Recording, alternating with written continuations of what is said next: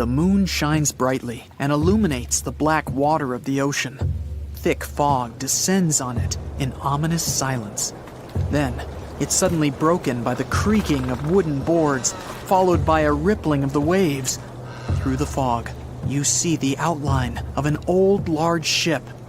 Its hull is rusty, and a strange cold is coming from it. But the most unsettling thing is that there's no one on the deck. The ship sails without a crew. No, this isn't a mythical Flying Dutchman, but a very real ghost ship. September 2nd, 2019. The British Royal Navy's ice patrol ship, called the HMS Protector, sails through the calm waters of the Atlantic Ocean. The time is 11 p.m. Some of the ship's crew are on deck, while others are sleeping in their cabins. The captain steers the ship and looks straight at the horizon. The sky is lit up by an orange twilight, and clouds float in the distance. Suddenly, against this beautiful landscape, one of the sailors notices the black silhouette of an unknown ship. The captain slows down and steers the ship a little closer to the mysterious vessel. This is an old cargo ship, 250 feet long. Attempts to contact the crew members lead to nothing. It seems the unknown boat is floating in the ocean by itself. There's no one on board, at least, no one alive. The deck of the ship creaks from rocking on the waves. The sun sinks below the horizon, and it gets dark. The ship looks terrifying. British sailors don't dare to climb on that strange deck. They take a photo, post it on the internet, and sail away. Many people on the internet will assume the sailors met a real ghost ship. 5 months later, we're in the village of Ballycotton in County Cork, Ireland. A local leaves the house early in the morning to go for a daily run. Music in his headphones, fresh cool air, and a scenic route are ideal conditions for a good workout. The jogger runs along the road on the coast of the Celtic Sea. There was a strong storm last night, and now the sea looks calm. The man runs along the top of a low cliff and notices a huge vessel. An old rusty cargo ship 250 feet long lies on the beach, right among the rocks. No people on board. It seems the ship has been here for ages, but the local is sure this vessel wasn't here yesterday. A little later, it turns out this is the same ship that the sailors from the HMS Protector saw 5 months ago, thousands of miles from this place. The cargo ship, called the Alta, was built in 1976. Nobody knows who used it all this time and for what purposes. It's only known that in 2017, the ship was purchased by a new owner and marked with the flag of Tanzania. It's important to say that almost all cargo ships are equipped with AIS, Automatic Identification System, which is needed to track ship movements in the ocean. Since 2015, something strange started happening with the Alta's AIS. The ship disappeared from the satellites, then reappeared again. Over the past few years, this ship had changed several names and flags. It's not surprising that its AIS shut off and turned on numerous times. It's said that some of those who disable AIS on their ships do so to hide outlaw activities. The ship's captain, whoever it was, clearly didn't want to show the Alta's movements. As AIS showed in 2017, the ship had sailed near Greek port cities. The Alta made 12 stops in 3 such cities in different parts of Greece. Then, the AIS signal disappeared, and 10 months later, the Alta reappeared near the northern coast of Africa, 1,200 miles from Greece. In September of 2018, the ship was sailing about 1,400 miles southeast of Bermuda, and at that time, the crew members started having problems. There were 10 people on board the Alta. On September 19th, the ship's engine failed right in the middle of the Atlantic Ocean. The nearest shore was very far away. The ship began to drift. As days passed, the crew couldn't fix the vessel. Food supplies were running low. The crew started to panic and tried to contact someone. The situation got worse as a strong hurricane was approaching the place where the ship broke down. crew members contacted the U.S. Coast Guard. On October 2nd, a helicopter headed towards the ship. Food and water were unloaded on the Alta. This was enough for the crew to bide their time for several days. About a week later, a rescue boat sailed about 1,500 miles to reach the Alta and help the stranded sailors. Shortly before the start of the hurricane, American rescuers succeeded. The entire crew of the wrecked ship was taken to Puerto Rico. The Alta remained drifting in the ocean. After a while, another ship arrived to tow it to the coast of Guyana. Then, something went wrong again. The ship was hijacked. Who did it and why remains a mystery to this day. But then, for some unknown reason, the thieves decided to abandon the ship and left it to drift in the ocean. For almost a year, the ship's location couldn't be tracked. Then, in September 2019, the vessel was found by the British Royal Navy.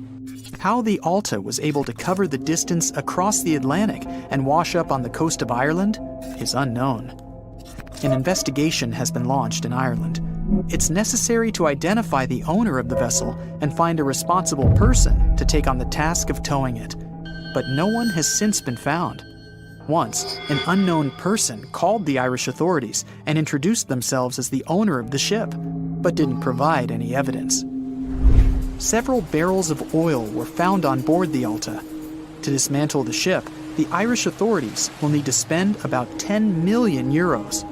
Local residents are annoyed by the wreck too. Corroding metal is bad for the environment, and kids have already snuck on board and posted a video on the internet from inside the abandoned ship. The further fate of the Alta remains unresolved. It's still lying there.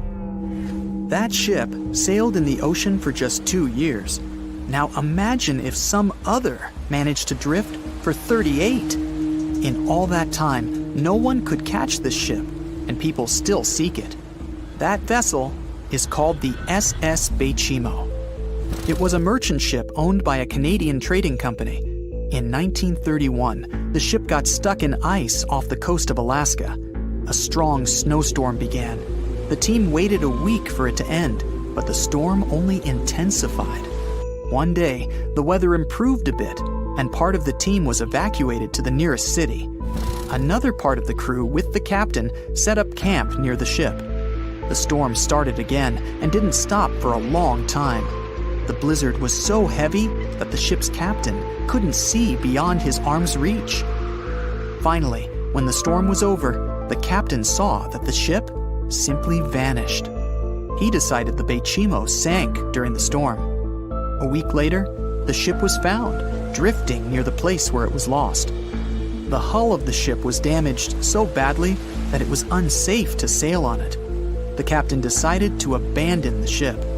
However, it didn't sink. For the next 38 years, it was drifting at various points along the Alaskan coast. Several times, people climbed on the ship, including native Alaskan residents and a group of researchers. Attempts to save the vessel from the sea ended in failure. The salvage operations were hampered by drifting ice and bad weather.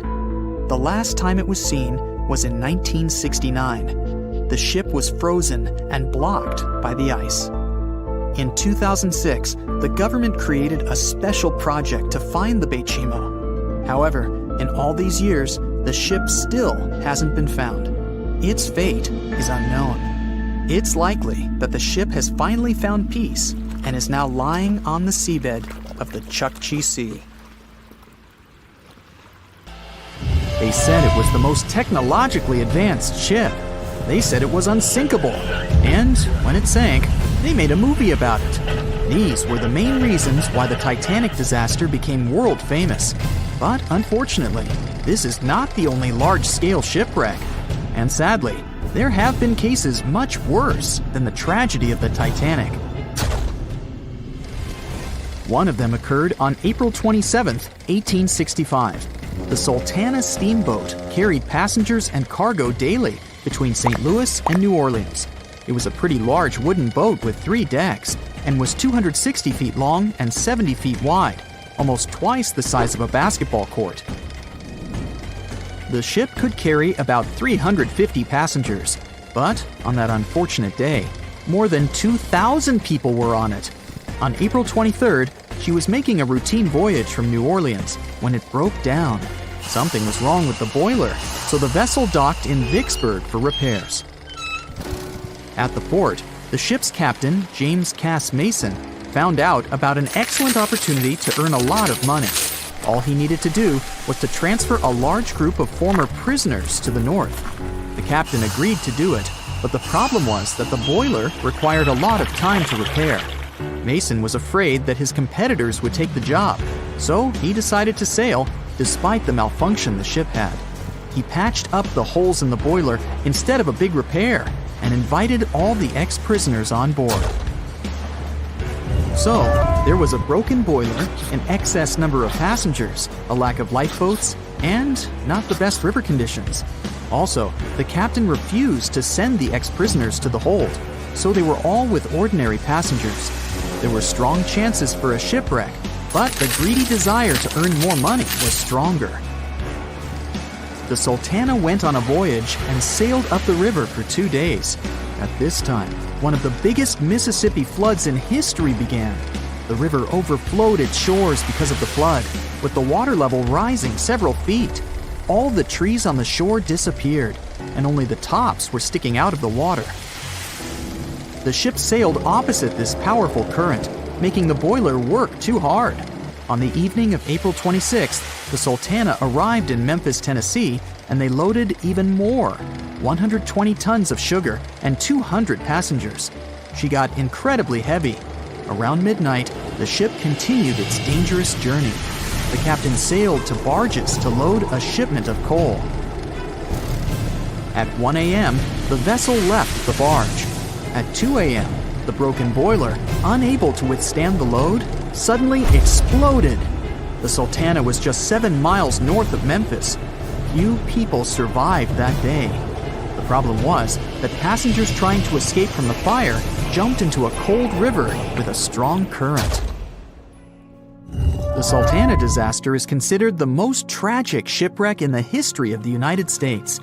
The exact number of those who didn't survive is still unknown. According to various sources, this number was from 961 to 1,800 people. Don't be surprised that almost no one knows this story. There were many more survivors in the Titanic tragedy, and everybody heard about it. But the Sultana sank during one high-profile event. 12 days before the shipwreck, the country lost Abraham Lincoln. People hadn't yet recovered from this news, so no one paid much attention to the tragedy of the Sultana. Many catastrophes happened quite recently by historical standards. One of them occurred in 2002. The ferry La Jula was a Senegalese vessel. The ferry sailed twice a week, mainly along the coast of Dakar, carrying passengers who traded mango and palm oil. It made daily voyages and never faced severe problems thanks to modern rescue equipment and good repair service. But one day, the ship's crew discovered a malfunction and sent the boat to port. For almost a year, La Jula was in a non-working condition, awaiting repairs. But it didn't get high-quality service. After poor maintenance, the ferry set off on its last voyage. On September 26, 2002, La Jula sailed between southern Senegal and Dakar, and at 11 p.m. headed toward Gambia, where a strong storm began. The wind raised high waves, but this wasn't critical for the large passenger ship unless the number of people on board didn't exceed the established norm. La Jula was supposed to carry about 500 passengers, but had many more people that day. Too many passengers, poor repairs, and a strong storm caused severe problems for the ship. But the main factor in the shipwreck was that La Jula was only built for sailing in coastal waters, but that day, it sailed far from the shore. Big waves started rocking the boat, and at some point, it just turned upside down. The ship's deck went underwater, and its lower part stuck above the surface like an iceberg. All the passengers sitting in cabins fell on the ceiling and lost their orientation in space. There were no holes or damage in the ship's hull, and water flooded the lower decks for a long time. The vessel stood in a twisted position for several hours. Then, the boat began to sink when the water seeped through the deck and hold. The ocean was warm, but no one came to save the passengers. People had to wait almost 4 days to be rescued. Unfortunately, only a few managed to survive. The Philippines is a very dangerous area for ships. This place consists of several thousand islands and a vast area with shallow water. Ships can run aground and damage the hull with reefs and pitfalls. On September 20th, 1987, one of the most terrible disasters in navigation history occurred there. A Philippine passenger ferry called Dona Paz left one of the islands and sailed toward Manila. The sun was shining, the ocean was calm, and the visibility was good. But for some reason, the crew members didn't notice how the tanker Vector was approaching them. The two ships collided at low speed. The collision wasn't strong, but the problem was that the Vector had tons of oil on board, and the Dona Paz crashed into the cargo hold where that oil was stored. So it spilled all over the ocean, and then a spark slipped through. Not only did the two ships catch fire, but also filled with water. Both ships sank in a matter of seconds. Only a few dozen people survived that disaster. On September 27, 1854, the passenger ship Arctic sailed from Liverpool to New York. The fog came rolling down, and visibility got really bad. Another boat appeared out of the thick white haze, the French steamer Vesta. The ships were close enough to each other that a collision was inevitable. The French vessel was smaller, so it seemed to the Arctic's captain that Vesta had received a lot of damage. And while he was staring at the other ship, his boat got quickly filled with water.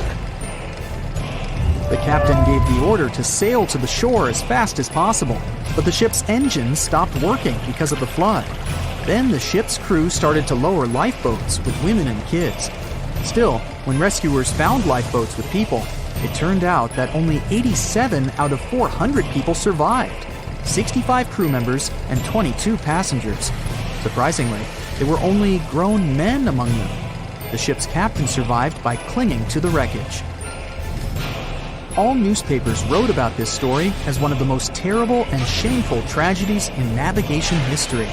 The survivors were criticized because they didn't save women and kids, and the crew members were accused of violating the law, since the safety of passengers should be higher than the safety of sailors. But despite this, none of them were brought to responsibility. Unfortunately, shipwrecks still occur to this day, but fortunately, there are fewer of them than before, thanks to modern navigation systems and radar. But no technology can guarantee there won't be a super strong storm or any other emergency that no one can foresee. Thick fog is rising over the ocean as the sun is slowly sinking towards the horizon. It's hard to see further away than a few dozen feet, but that's enough to notice a hulking, skeletal shape in the distance. As your ship approaches the figure, your heart beats faster, and then you make out the details of another vessel, abandoned by the looks of it. Ghost ships do exist, and their mysteries aren't always solved. Take MV Hoyita, for example. It was a wooden vessel built in 1931 as a luxury yacht. It had served well to various people over 20 years before it was bought by a Samoan sailor and became a merchant ship. In 1955, though, Hoyita's service came to an abrupt and mysterious end. On October 3rd, it set sail for another trading voyage that should have taken no more than 48 hours. Delays happen in the sea, so when Hoyita didn't arrive on October 5th as scheduled, there was little worry yet. But then it failed to come on the following day too. There was no distress signal or any other sign of Hoyita's presence anywhere between its departure and arrival points. A search and rescue party was dispatched to find the ship, and for 6 days, they were scouting the area of nearly 100,000 square miles. On October 12th, the mission returned to the base empty-handed. Hoyita vanished without a trace. It was only a month later that another merchant ship, Tuvalu, noticed the missing vessel far away from its route, drifting in the open sea and listing heavily. the sailors boarded the ship and found that all of its crew and passengers, 25 people total, were missing, along with all the cargo the vessel had been carrying. The radio was tuned to the International Distress Channel, meaning that the crew had been trying to ask for help, but they couldn't reach anyone because the radio cable had been damaged, limiting the range to 2 miles. The lifeboats were missing as well, indicating that people on board must have left the ship. Unfortunately, they seem to have taken the logbook with them, leaving the rescue team clueless as to what had happened. Even today, the mystery of MV Hoita hasn't been solved yet. No one knows where the crew and passengers had gone and what had caused them to leave. SV Carol A. Deering wasn't a ghost ship in the usual sense of the word. There were no sightings of it in the open sea. Instead, it was found on the shore, but the circumstances of it running aground are a puzzle shrouded in mystery. Carol A. Deering was built in 1919 in Maine, and it was a large vessel made for commercial voyages. Unfortunately, despite its large cost of construction, it had only served for a year before its last trip. July 19, 1920. The ship was traveling from Puerto Rico to Rio de Janeiro via Newport News to deliver a cargo of coal. It was almost halfway to the final destination when the captain fell seriously ill, and the crew turned back to drop him and his son off and replace the captain. The voyage went without incident, but when it came to Barbados in December to resupply, there were strange moods among the crew. The first mate didn't seem to be happy with the new captain. No one paid much attention to it back then, when they probably should have.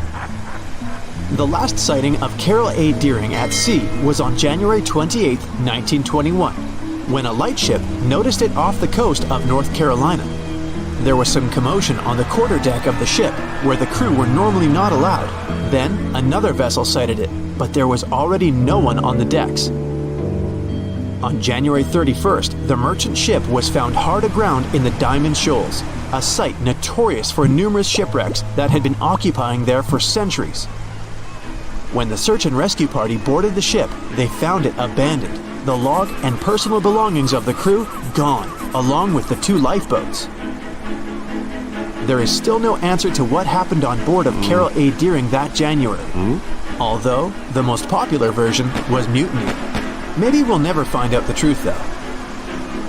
SS Bechimo is perhaps one of the most notable ghost ships in history. This large cargo steamer was built in 1914 in Sweden and plodded its way dutifully over 16 years, trading provisions for pelts with native tribes of Alaska and Canada. But then, on October 1st, 1931, Bechimo got caught in pack ice. At first, it seemed the crew would be able to wait it out and continue on their route because the ship broke free in a couple of days. But in less than a week, it became caught again, this time for good. In another week, a rescue party was sent to fetch 22 of the Bechimo's crew, while another 15 remained behind to wait through the winter if necessary and get the ship back. But a month later, after a powerful blizzard struck their camp, the sailors went out of their shelters only to find the ship gone. Luckily, a few days later, a native hunter told them Bechimo hadn't been lost yet. He'd seen it about 45 miles from where they had been stationed. They managed to track it down, but decided the ship wouldn't survive the winter. So they took the most valuable cargo from its hold and abandoned it. They were wrong though. SS Bechimo did survive that winter, and many more that followed. When the ice broke, it sailed away on its own, drifting listlessly along the shores of Canada and Alaska. There were numerous sightings of the ghost ship, sometimes adrift in the open sea, and at other times stuck in the pack ice again. People attempted to board and salvage it, but weather conditions or lack of equipment always prevented them. SS Bechimo was last sighted by native Alaskans in 1969, 38 years after its abandonment. What became of it later remains unknown. The story of SS Orang Medan is one of the most puzzling and harrowing ghost ship stories of the 20th century.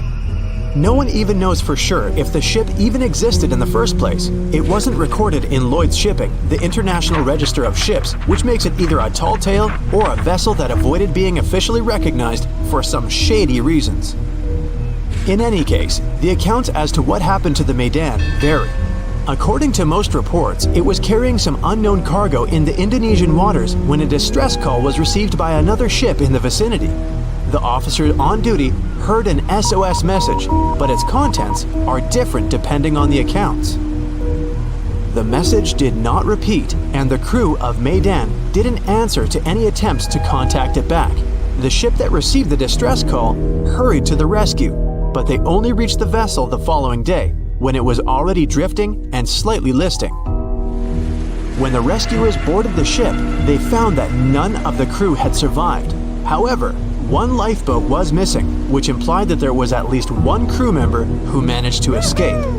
What happened to the rest of the people on board remains a mystery to this day. Still, there are no hard facts about this story, so we might never find out whether SS Orang Medan was actually a ship and not a thing of fiction.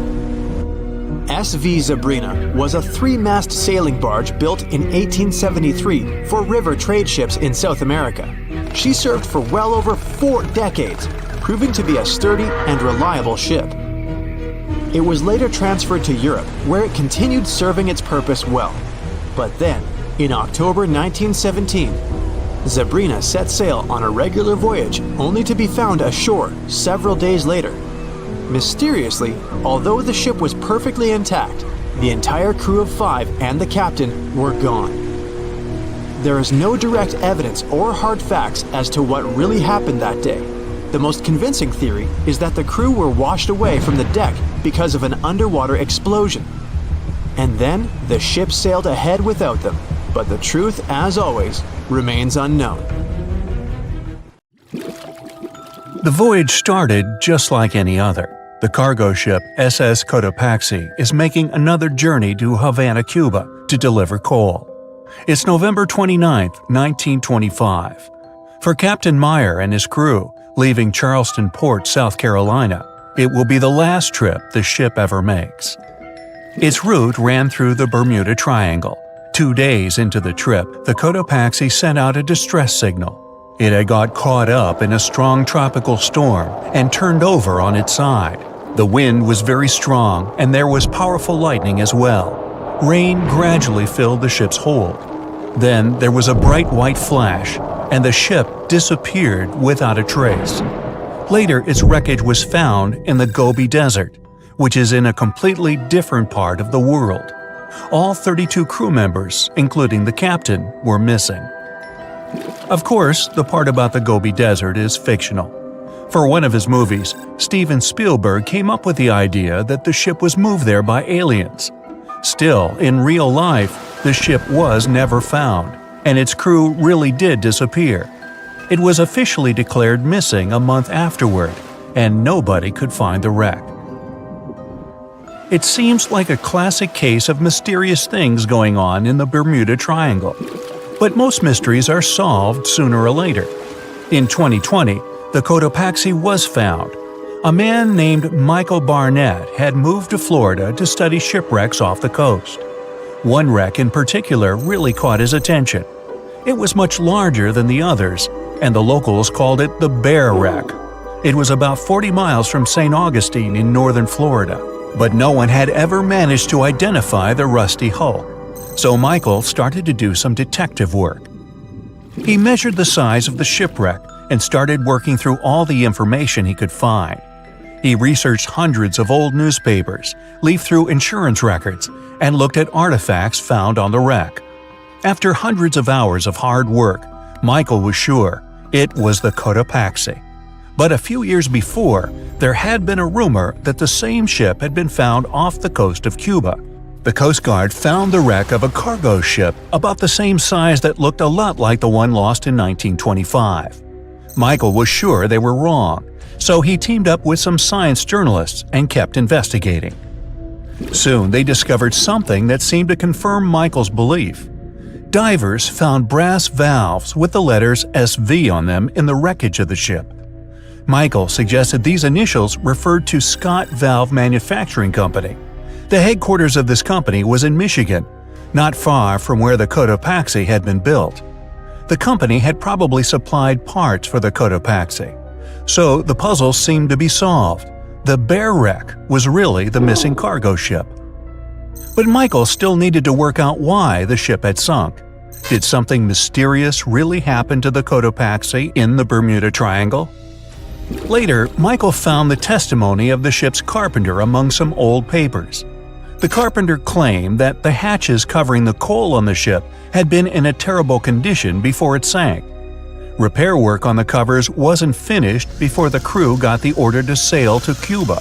So if the hatch covers were still broken during the trip, water could have easily gotten on board. This water probably flooded the hold during the tropical storm. This was the real reason why the Cotopaxi went down. There was really nothing mysterious about it.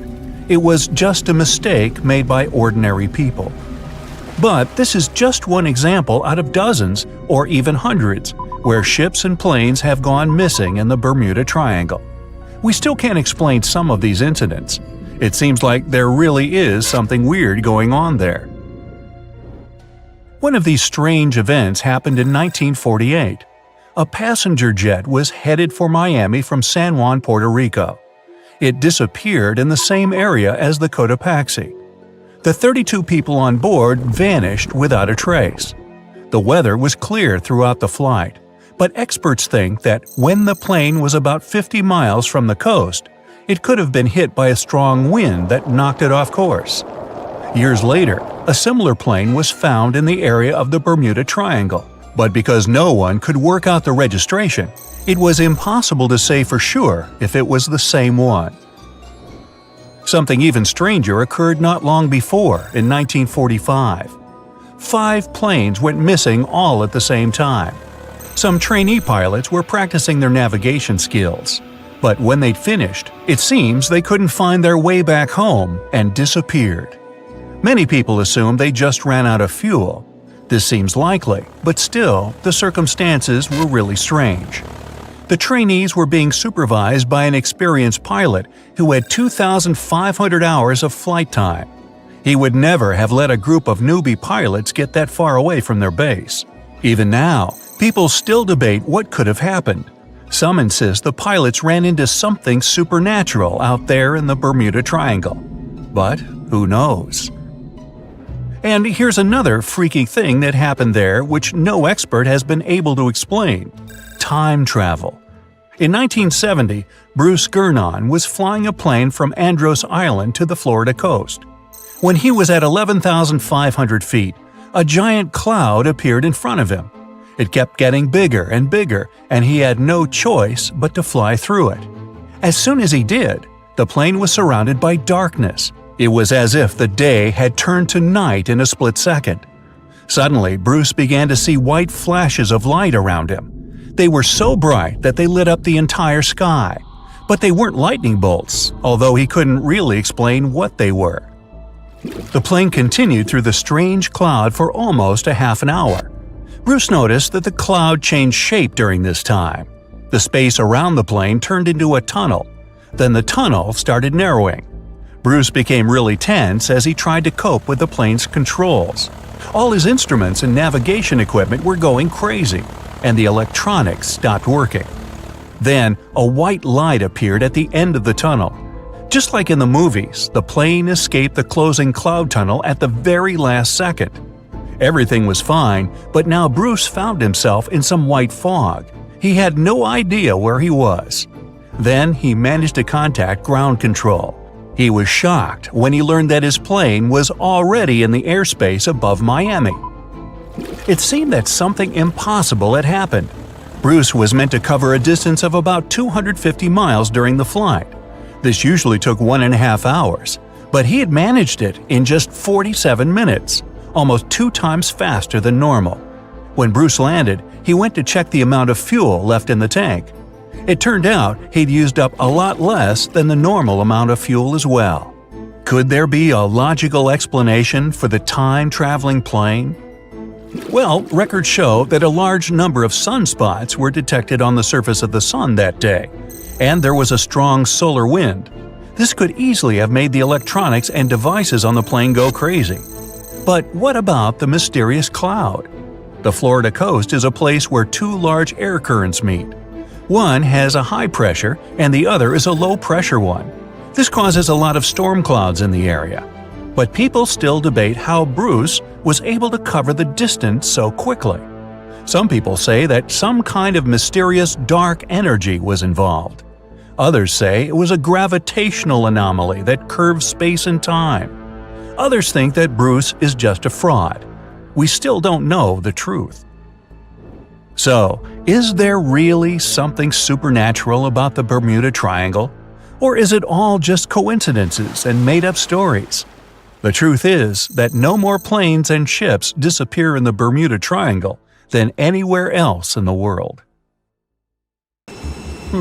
Can we estimate how many ships and airplanes were lost in the Bermuda Triangle? Have their disappearances resulted from human error or weather phenomena? Let's try to find out. We have a curious story of the SS Cotopaxi. This ship vanished in 1925, traveling from Charleston, South Carolina to Havana, Cuba. It never reached its destination. Years later, in the 1980s, a wreck was found 40 miles off St. Augustine, Florida. Since specialists could not precisely determine what and where it came from, they nicknamed it Bear Wreck.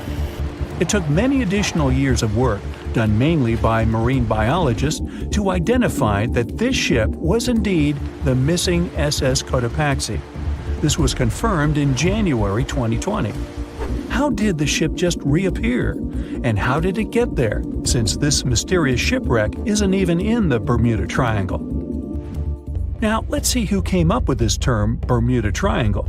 Can you actually pinpoint the triangle on a map? No, it's not an officially recognized location either. The Bermuda Triangle does not appear on any world map. Nobody has agreed on its exact boundaries. There are only assumptions with approximations of the entire area, ranging between 500,000 and 1.5 million square miles. By all approximations, the region has a vaguely triangular shape. In 1964, an American author named Vincent Hayes Gaddis first came up with the idea when writing an article for Argosy magazine. He used the Bermuda Triangle to describe a triangular region that has destroyed hundreds of ships and planes without a trace. It is pretty hard to get the number of lost ships and planes because some ships and aircraft have gone missing without leaving a trace. Their wreckage in the region has not been recovered, but the recorded stories should help us. Legends about the Bermuda Triangle date back to the 15th century, like that of the Italian explorer Christopher Columbus. When sailing through the Atlantic waters, he passed by this location in the late 1400s. In what we now know as the Bermuda Triangle, he saw a huge flame that seemed to just crash into the ocean. Later, he saw an unusual light flashing in the distance at the exact location. Like many other sailors since then, his compass had severe malfunctions. Flight 19, a Navy plane on a routine schedule back in 1945, also started the Bermuda Triangle legend.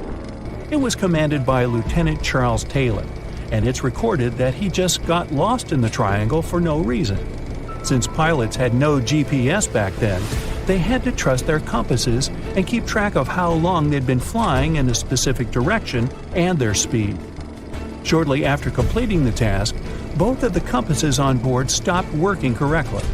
Records found after the plane's disappearance also indicate that Taylor didn't have a watch on that particular day. The initial report stated that pilot error was to blame for this unfortunate event. However, because people weren't satisfied with this outcome, it was changed to causes or reasons unknown after several reviews. One surviving pilot named Bruce Guerin suggested he went through an electronic fog while passing above the triangle, making him travel through time. In 1970, when this incident happened, he was flying his aircraft when it was surrounded by two huge clouds that formed a whirlpool and spiraled. Like many others before him, he noticed that his navigation devices were malfunctioning. When he eventually made it out of those clouds, he discovered that his flight had only taken 35 minutes. It should have taken 75 in total. Since he had no other reasonable explanation for what he went through, he believed he must have been pushed forward in time. It's not only strange-looking clouds that have been seen above the Bermuda Triangle. In 2014, a pilot recalled almost colliding with a flying object that he could not identify whatsoever. Some of these strange encounters were even caught on tape. It's the case of an early 2015 flight whose passengers noticed a curious object just floating over the ocean. The pilots have yet to figure out what they actually saw back there. Okay, not all of the possible explanations have been this unusual. Oceanographers, for example, have also tried to explain why ships disappear around here. So they recently came back to one of their old theories: rogue waves.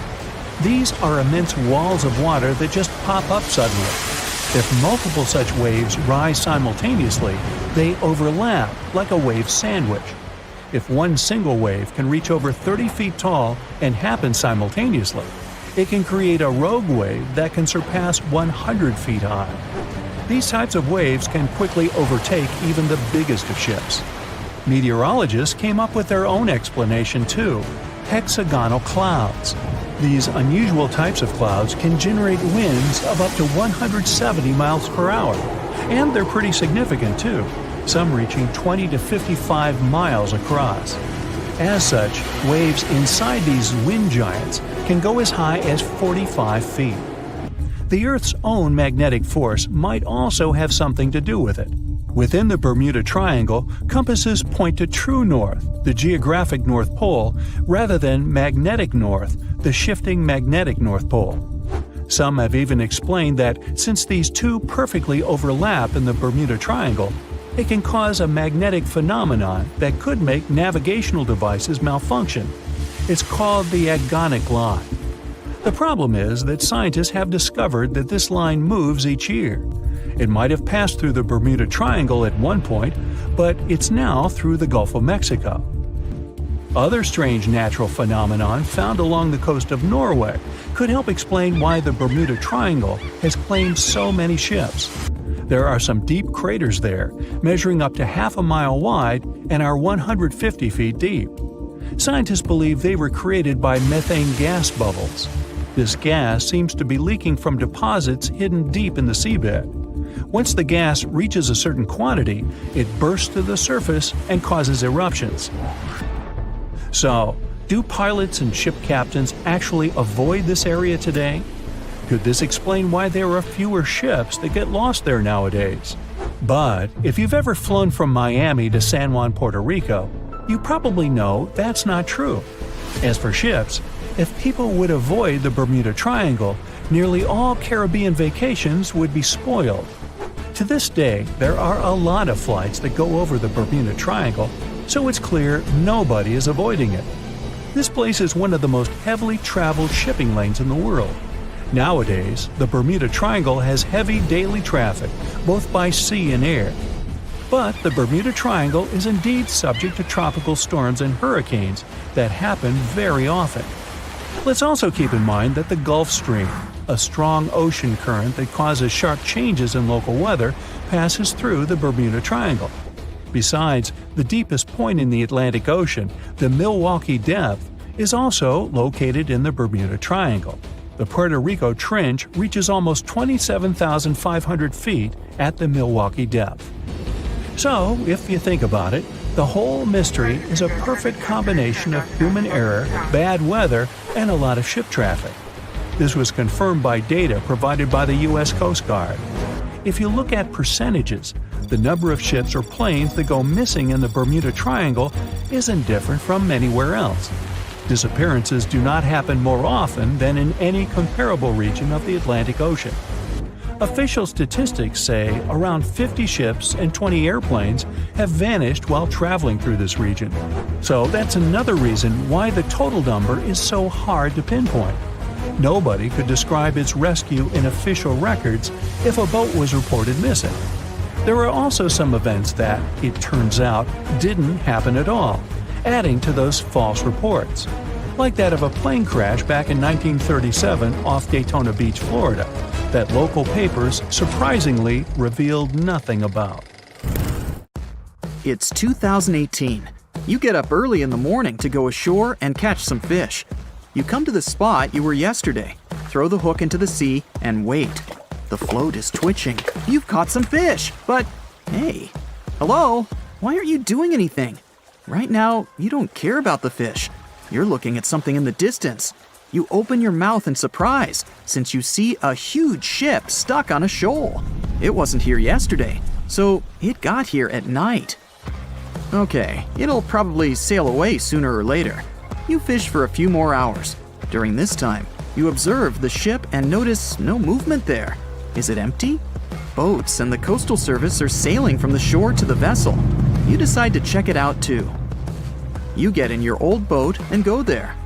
The mist descends to the water, making the ship look creepy. The colossal vessel is rusty and empty. But where is the whole crew? And how did it get there? The Coast Guard comes on board. They search the hold, the cabins, and the upper deck. There's someone's stuff, some remnants of food supplies, notebooks, and clothes. Everything suggests the crew has disappeared for some reason.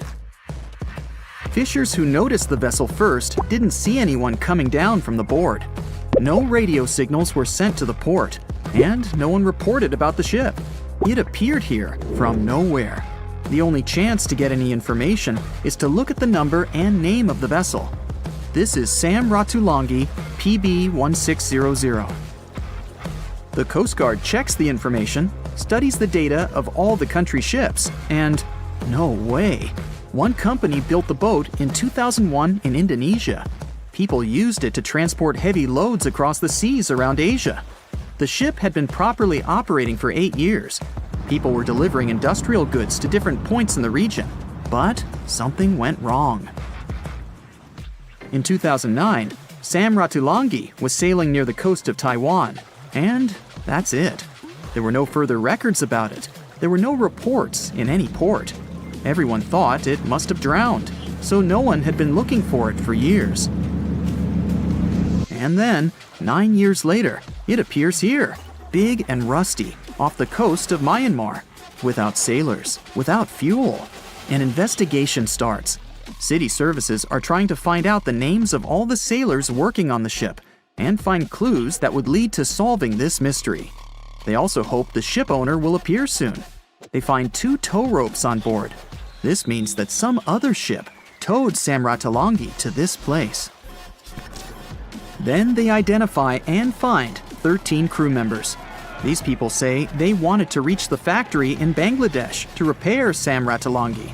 Another vessel helped tow the ship, but then 2 cables tore off, and a storm began. No one wanted to stay on board during such weather, so the crew members left it. No one knows what the ship has been doing for the last 9 years, and how it was possible without people on board. And here's another, much more mysterious ship story. On February 16, 2020, locals found a large cargo ship stuck on a rocky shore off the coast of an Irish village. The boat looked rusty, with holes in the hull and rotten parts. People hadn't seen this vessel the day before, so it appeared there at night. The last time people saw the Alta cargo ship was a few months earlier, thousands of miles off the coast of Ireland. That day, the Alta was sailing in the waters of the Atlantic Ocean. Another ship, the MS Protector, noticed it. MS Protector crew members tried to contact the ship, but received no response. The people on board realized that they were facing an empty vessel. And then, 5 months later, it appeared near the coast of Ireland. There are more questions than answers in this story, but we managed to find something out. In 2015, the Alta appeared and disappeared from the radar several times. Any ship has an internal tracking system, so people can track its route using satellites. But Alta crew members often disabled this system. Perhaps they were engaged in some illegal activity. Anyway, in 2017, the ship often sailed between the ports of Greek islands. Then, the tracking signal disappeared and appeared only 10 months later, off the coast of North Africa. During this time, the ship changed several flags. In September 2018, the Alta was southeast of Bermuda and headed for Haiti. Then, the crew started facing problems. First, the main engine failed right in the middle of the Atlantic Ocean. The ship began to drift. Several days passed, but the crew members weren't able to repair it. They began to run out of food and water supplies. The situation got even worse when they found out that a hurricane was approaching the place. Fortunately, they managed to contact the U.S. Coast Guard. A helicopter flew to the Alta on October 2nd to bring them some supplies. There was enough food for several days. Then, a rescue boat sailed to the ship. It evacuated all the sailors and delivered them to Puerto Rico before the hurricane. The Alta had to drift alone in the ocean. After a while, another ship approached the Alta to tow it to the shores of Guyana. But at this moment, everything went wrong. Someone stole the boat, disabled the tracking system, and sailed away in an unknown direction. After almost a year, the MS Protector found the empty Alta in the waters of the Atlantic Ocean. And then, 9 months later, the ship without a crew sailed to the shores of Ireland. How did it manage to travel across the Atlantic and get to the coast of Ireland? It's still a mystery. Maybe it was just luck. No one else saw the ship all this time. It was just covering huge distances, surviving storms. Who's the captain? What happened to the thieves? Who owns the ship now? One day, someone called the village administration and introduced themselves as the vessel owner. But that unknown person didn't provide any evidence. They found several barrels of oil on the ship, which they took away by helicopter. The Alta was rusting. Corrosion of metal could damage the environment. The vessel had no commercial value, yet it would have taken millions to get rid of it. There were 3 options for what to do: leave the ship where it was, tow it into the sea and let it sink, or disassemble it for scrap. But nature had its own plans. Storms and strong waves split the hull into 2 parts. The Alta was drifting without a crew in the waters of the Atlantic Ocean for about 2 years. But this is nothing compared to a ship that was traveling for 38 years. The record belongs to the SS Bechimo. It was a merchant vessel owned by some trading company. In 1931, the ship found itself on the ice off the coast of Alaska. Its movement slowed down. A thick layer of ice blocked the ship, and a strong storm only made the situation worse. The blizzard was so intense that the crew members couldn't see anything but a white veil in front of their eyes. Sailing any further was impossible. The team had to wait for the storm to end. They waited for a day, 2, 3 days. A week had passed, but the snowstorm was only getting stronger. Then, one day, it grew weaker. The crew members split into 2 teams. The first team went to the nearest city. The second group, along with the captain, stayed on board. They set up camp next to the ship and waited for the blizzard, which had started again, to end. There was 0 visibility. And finally, one day, the storm was over. Great! And now, wait a minute. But where is the ship? The SS Bechimo just disappeared during the blizzard. The captain was sure that the ship had sunk, so he left along with the crew. Then, a week later, they saw the vessel drifting near the area where they had lost it. The hull was damaged so severely that it was unsafe to sail on it. Repairing the ship would be pointless and expensive, so the captain decided to abandon it. He was sure that it would go underwater sooner or later, but it stayed afloat for the next few days, the next few months, and a few years. People had reported seeing it at various points along the coast of Alaska for 38 years. The last record of the SS Bechimo is dated 1969. Those who saw it claimed the ship was completely frozen, almost merged with the ice. Some people planned to start an expedition to find the ship, but all attempts were unsuccessful. The vessel is probably lying somewhere on the deep sea floor.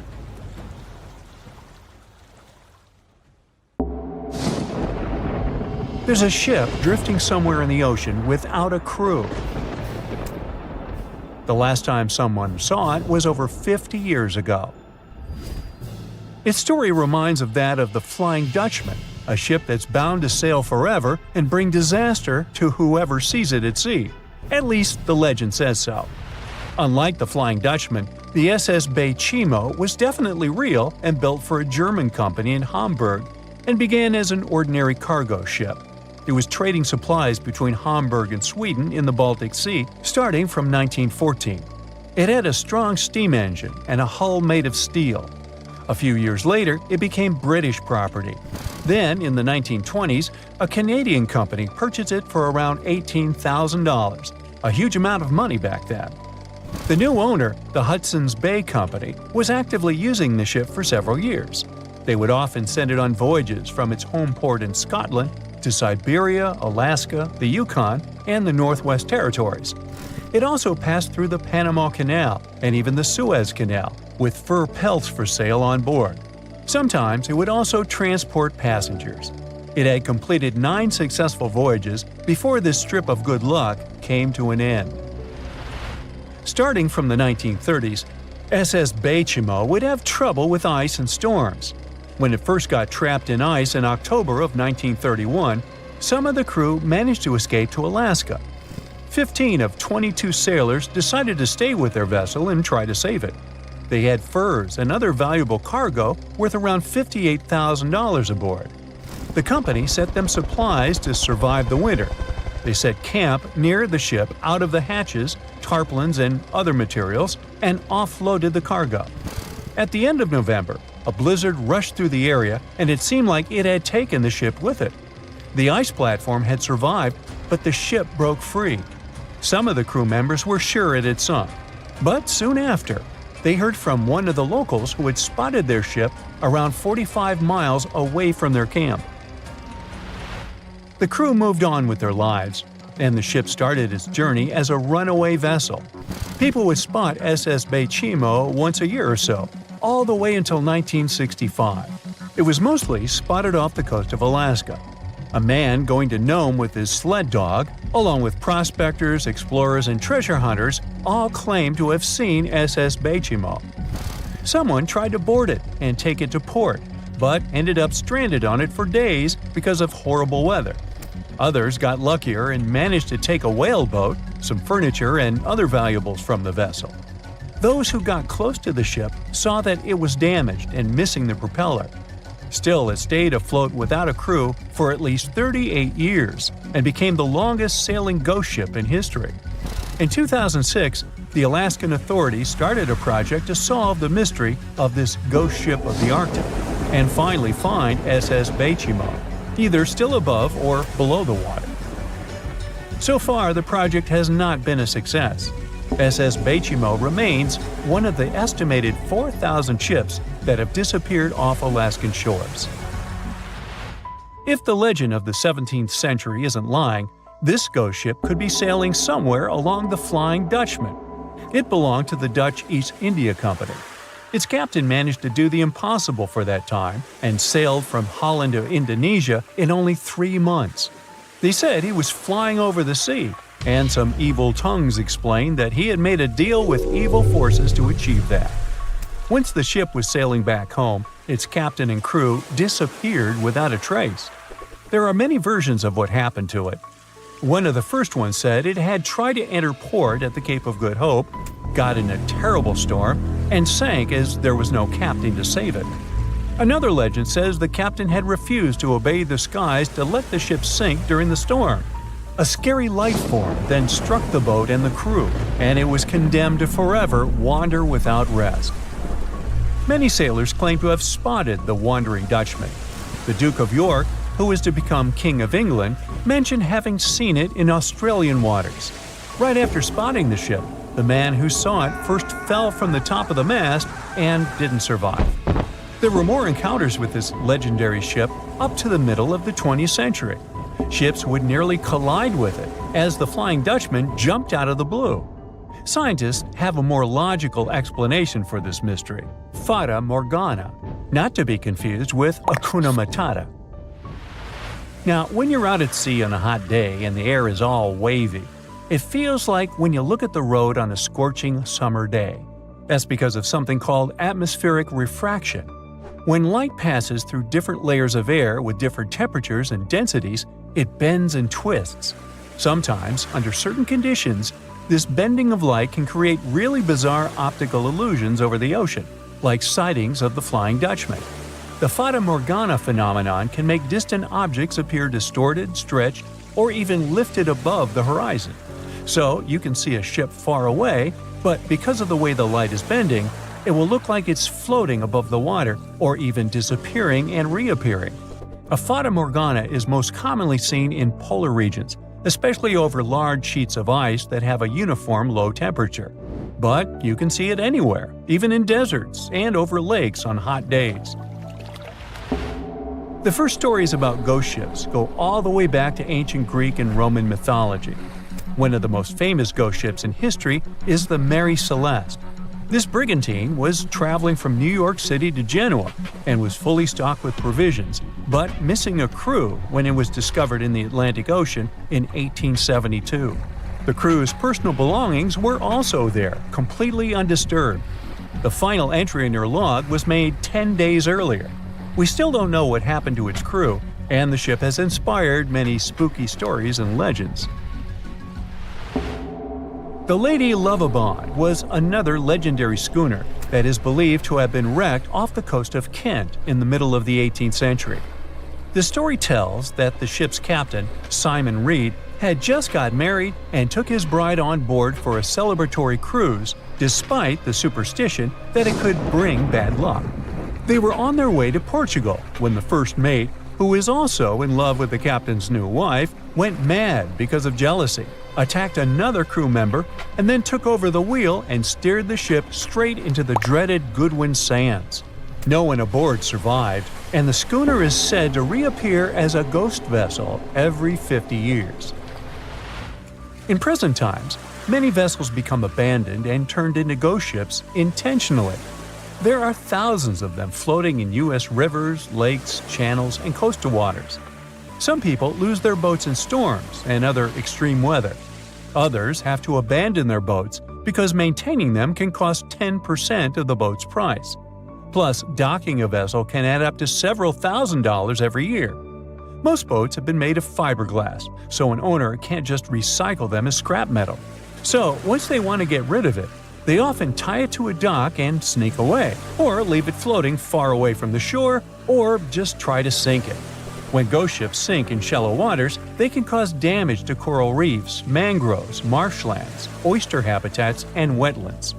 Plus, they can collide with unsuspecting regular ships and cause real trouble.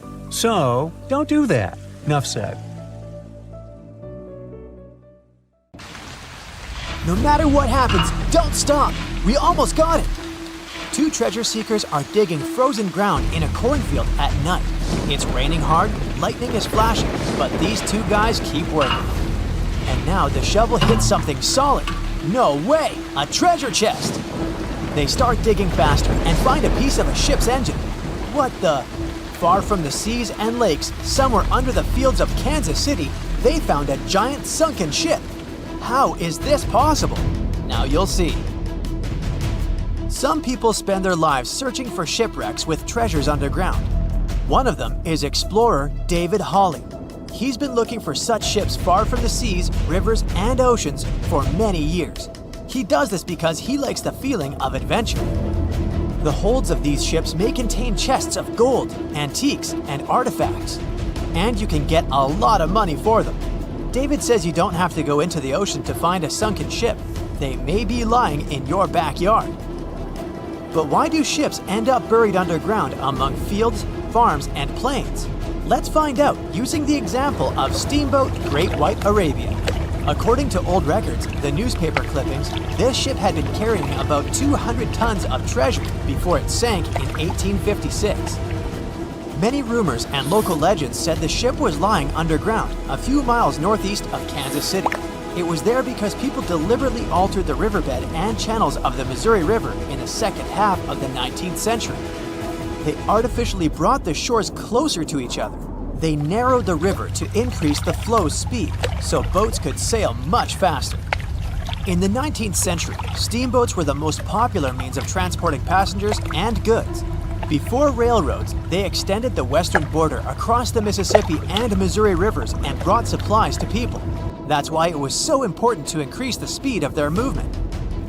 So, on September 5, 1856, Arabia was sailing along such an estuary. It came across a snag sticking out of the water. A piece of log quickly flooded the ship. Fortunately, all passengers were evacuated. But the steamer and its precious cargo reached the silt bottom of the Missouri River in a few minutes. Several years had passed. Everyone forgot about the vessel. During this time, the course of the Missouri River had changed. But Arabia remained under the wet, muddy bottom. The soil level above it was getting higher, and the ground was losing moisture. Eventually, many decades later, a cornfield formed above the sunken ship. In the 1980s, one farmer owned this area, and he had no idea what was hidden in his territory.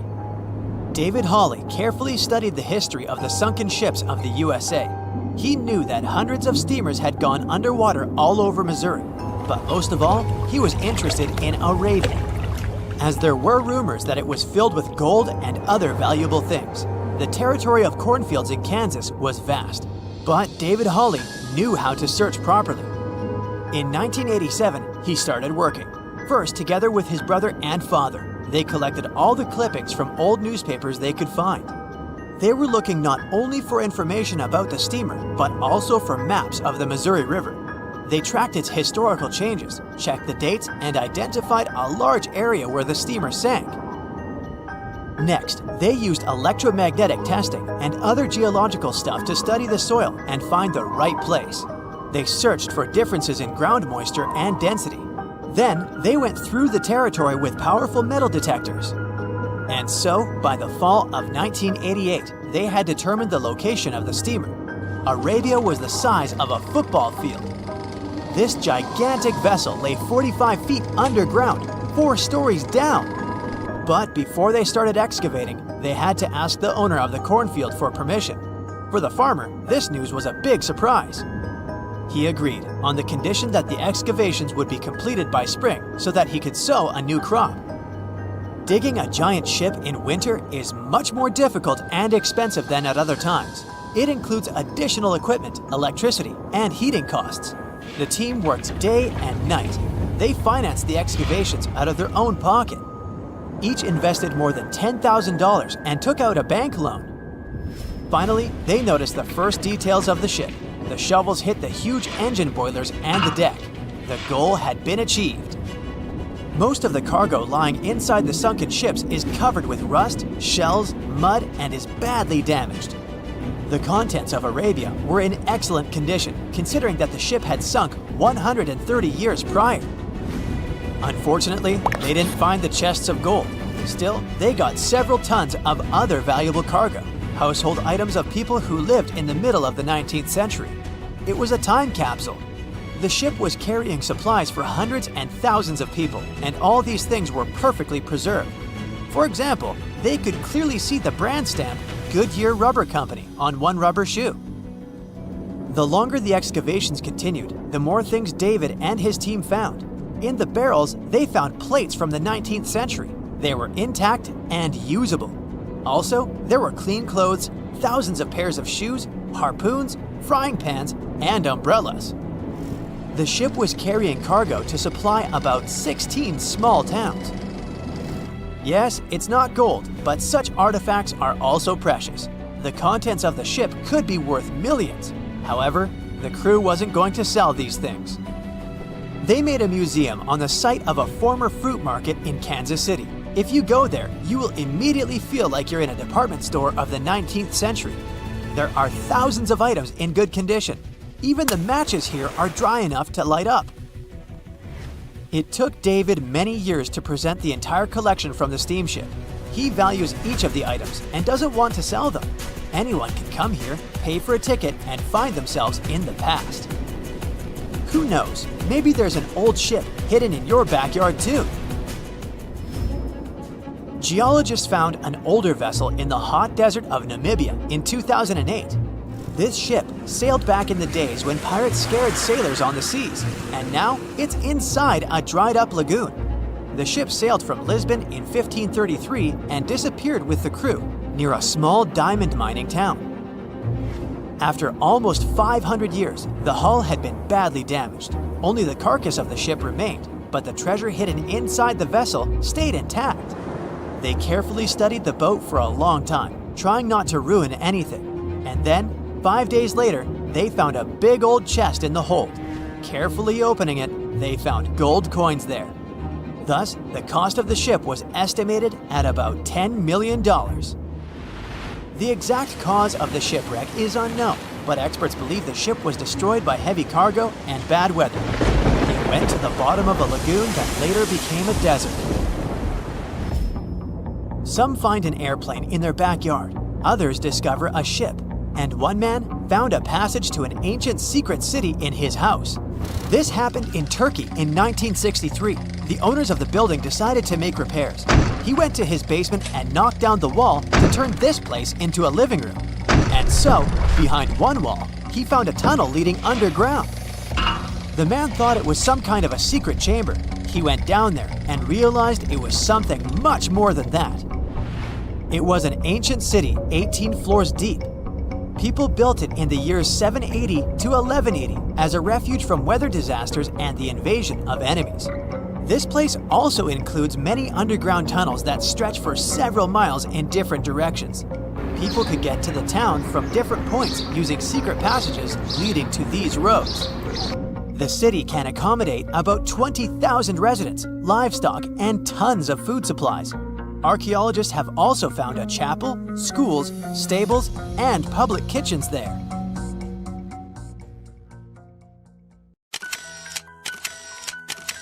At the beginning of the 20th century, somewhere off the coast of West Africa, a German steamship was leaving the port. Suddenly, the weather got worse, and the vessel entered a thick fog. The sailors ran aground on a sandbank close to the shore. Luckily, no one was hurt, and they were even able to save their precious cargo. But the ship was stuck in the sand for good. And it was not alone there. Nearly the entire length of the western coast of Namibia is called Skeleton Coast. If the name sounds scary, that's because it is. This 976-mile-long beach line is among the most dangerous places on Earth. The local Bushman tribes believe that their supreme deity made this land when it was angry. The Portuguese were the first Europeans to set foot in Namibia in the 15th century. And yep, they didn't like Skeleton Coast either. Portuguese explorers thought this land presented the gates to the underworld. This is the place where the Namib Desert meets the Atlantic Ocean. It might be dangerous, but it's actually beautiful. Plus, it's a UNESCO World Heritage Site. If Skeleton Coast had a PR manager, they would quit on the first day on the job. The area is not exactly tourist-friendly because of its geography and history. Beneath the sand and the waves, there is a secret ocean currently lurking for unsuspecting sailors. It's called Benguela Current. It flows towards the north along the coast of southern Africa. This part of the Atlantic is rich in marine life, but the current's land neighbor isn't that happy with the deal. This arid climate created the Namib Desert, one of the driest regions on Earth. And that marine life I just mentioned? It's sharks.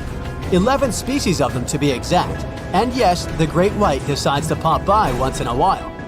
So far, we've got a desert landscape, strong currents, and sharks. Not a place for a beachside resort, definitely. But if someone ends up on Skeleton Coast, will they know they're in danger? Don't worry, they will. The beach is littered with wrecks of all sizes and shapes. If you remember that German ship I mentioned in the very beginning, its massive and rusted stern is now sticking out from the desert sand. There are some 500 wrecks in total scattered along the coast, and it's a mixed crowd, from Portuguese galleons centuries old to ships that ran ashore here in the 21st century. A modern fishing ship called Zela India managed to slip from its tow rope in 2008 and ended up on Skeleton Coast. Okay, it didn't escape on its own, it had some help from the elements. But it's better to be a tourist attraction on a beach than to be broken up for scrap.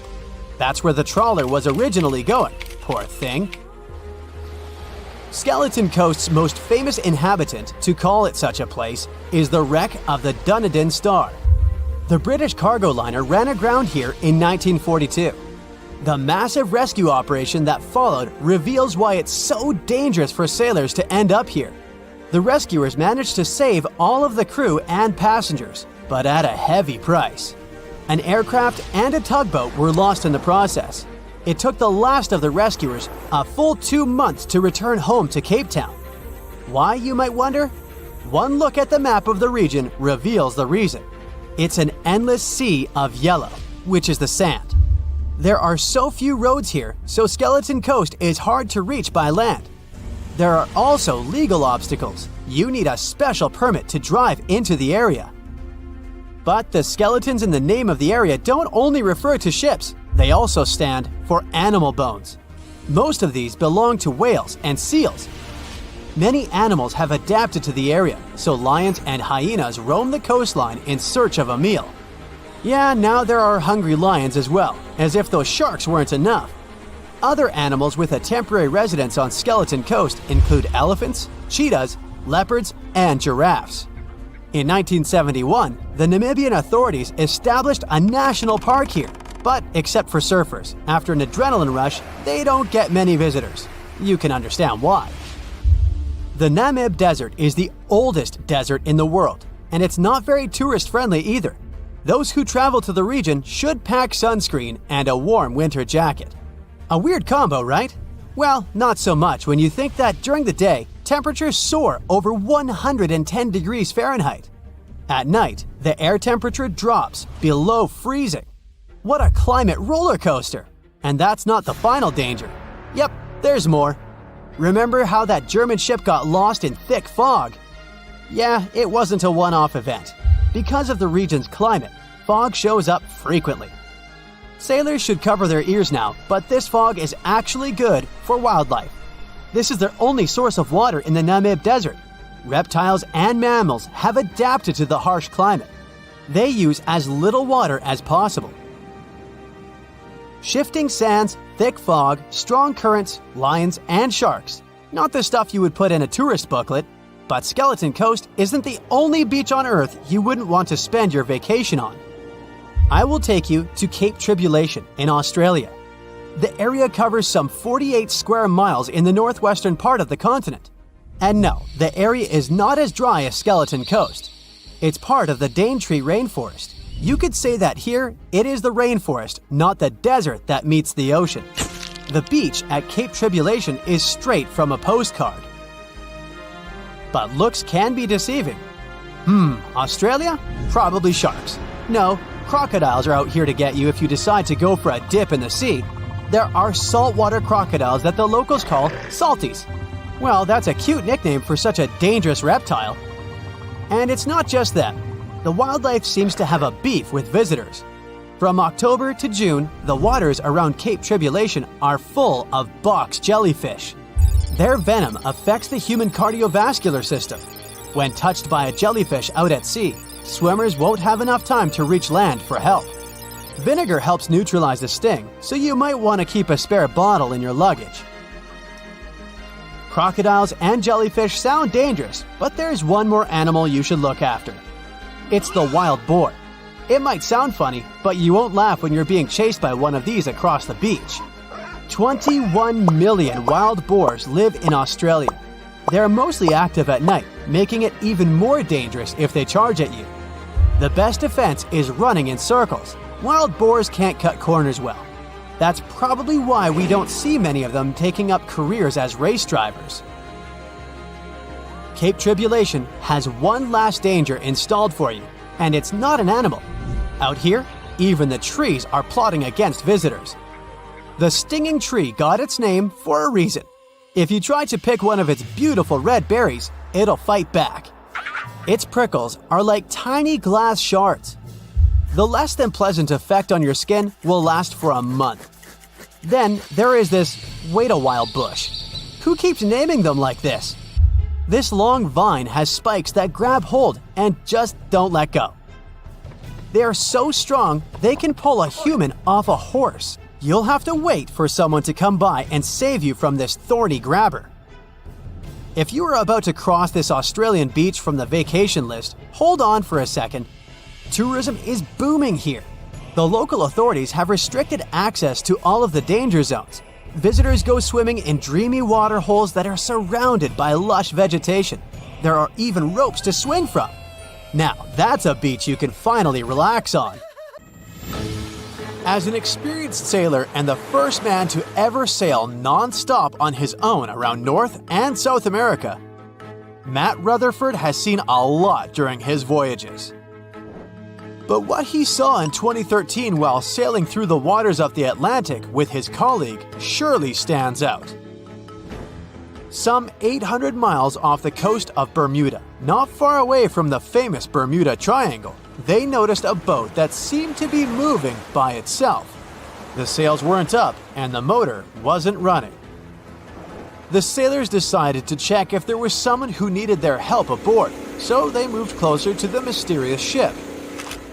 Once they got there, things only got weirder, as they realized there wasn't a living soul aboard. Rutherford started filming to document their discovery.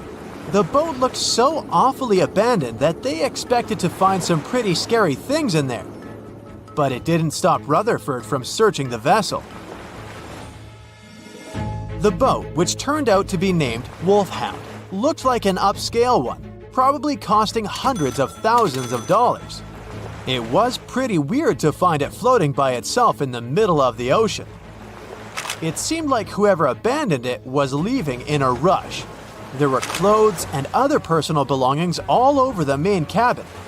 Some parts of the ceiling had fallen and some drawers had popped open.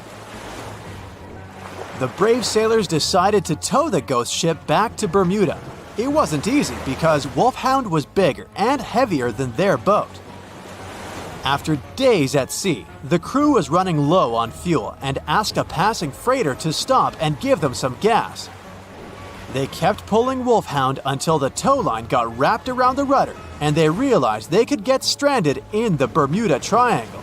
So they had to abandon the ship. What really happened and how Wolfhound ended up in the middle of the ocean will probably remain a mystery. Rumor has it that it belonged to a member of the Royal Irish Yacht Club. The ship was going on its first voyage from Connecticut to Bermuda and then Antigua. It got in a terrible storm around 400 miles away from Delaware. The winds were so strong that the yacht suffered 2 knockdowns. A Greek cargo ship rescued the crew. They left the ship with an emergency beacon on. The rescued crew members shared that they saw the ship sink, which only adds more questions to the story. How did it get back to the surface? Does the Bermuda Triangle have anything to do with that? Christopher Columbus himself reported some unusual compass activity going on in this mysterious area while he was on his way to the New World. Despite the stories of more than 50 ships and 20 planes disappearing in the area, it remains one of the most heavily traveled shipping routes in the world. Some skeptics believe that this fact solves the Bermuda Triangle mystery. It could make sense because the busier the area, the more accidents happen there. But then again, it's not the number of disappearances that makes the place so mysterious. It's the lack of explanation and wreckage lost for good. The first ever confirmed ship to vanish in the Bermuda Triangle was the USS Pickering. In 1800, it departed from the US on its way to the West Indies. The ship sailed into the Bermuda Triangle along with its 90-man crew. No one ever heard anything from them ever since. The popular explanation is that the ship was taken out by a storm. But because no one found any wreckage, we'll never know for sure. The largest ship that has ever disappeared in this mysterious area was the USS Cyclops. In March 1918, carrying a crew of 306 people, the USS Cyclops left Barbados and headed home to Baltimore. The ship passed through the Bermuda Triangle on its journey and vanished into thin air, or rather, water. The Cyclops never sent any distress signal and disappeared without any explanation or trace. The Bermuda Triangle isn't the only place in the world where ships go missing or mysteriously resurface. One of the most famous ghost ship stories would be of SS Bechimo. The large cargo steamer was built in Sweden. On October 1st, 1931, it got caught in pack ice. The crew decided to wait it out and managed to break free after a couple of days, only to get trapped again in less than a week. This time, they didn't manage to make it out. A rescue team went by air to save 22 of the crew members. 15 other members stayed in a wooden shelter they built not far away from the ship. Their plan was to wait out the winter and get back aboard. At the end of November, a strong blizzard was rushing through the area. When it was over, Beichimo seemed to have gone away with the storm. The captain decided it must have broken and sunk, but a few days later, a local hunter informed them that he had seen the ship around 45 miles away from their camp. The crew managed to find the ship and took the most valuable cargo from its hold. They had fears that Beichimo wouldn't live through that rough water, but it did manage to survive after all. Once the ice was gone, it floated away and ended up drifting along the shores of Canada and Alaska. Many people reported seeing the ghost ship in an open sea. Some even tried to board it to save the ship, but the weather didn't allow it to happen. The last time someone saw SS Beichimo was in 1969, 38 years after its crew had left it. It could still be drifting somewhere in the ocean. The story of MV Hoita happened in the South Pacific. The ship was originally a wooden luxury yacht. After serving for 20 years to various owners, it became a merchant ship. In 1959, it set on a trading voyage that was supposed to last around 2 days. When it didn't reach its destination on time, no one was worried at first, as things happen in the open waters. After another day, and no distress signals from the Hoita, it was obvious that something serious was going on with it. There were 25 people aboard, and their families wanted to find them. A search and rescue crew worked for 6 days looking for the ship, or at least its wreckage, in an area of nearly 100,000 square miles. That's 1.5 times as big as Florida. Sadly, the mission had come back with no results. It seemed like Hoita had disappeared without a trace.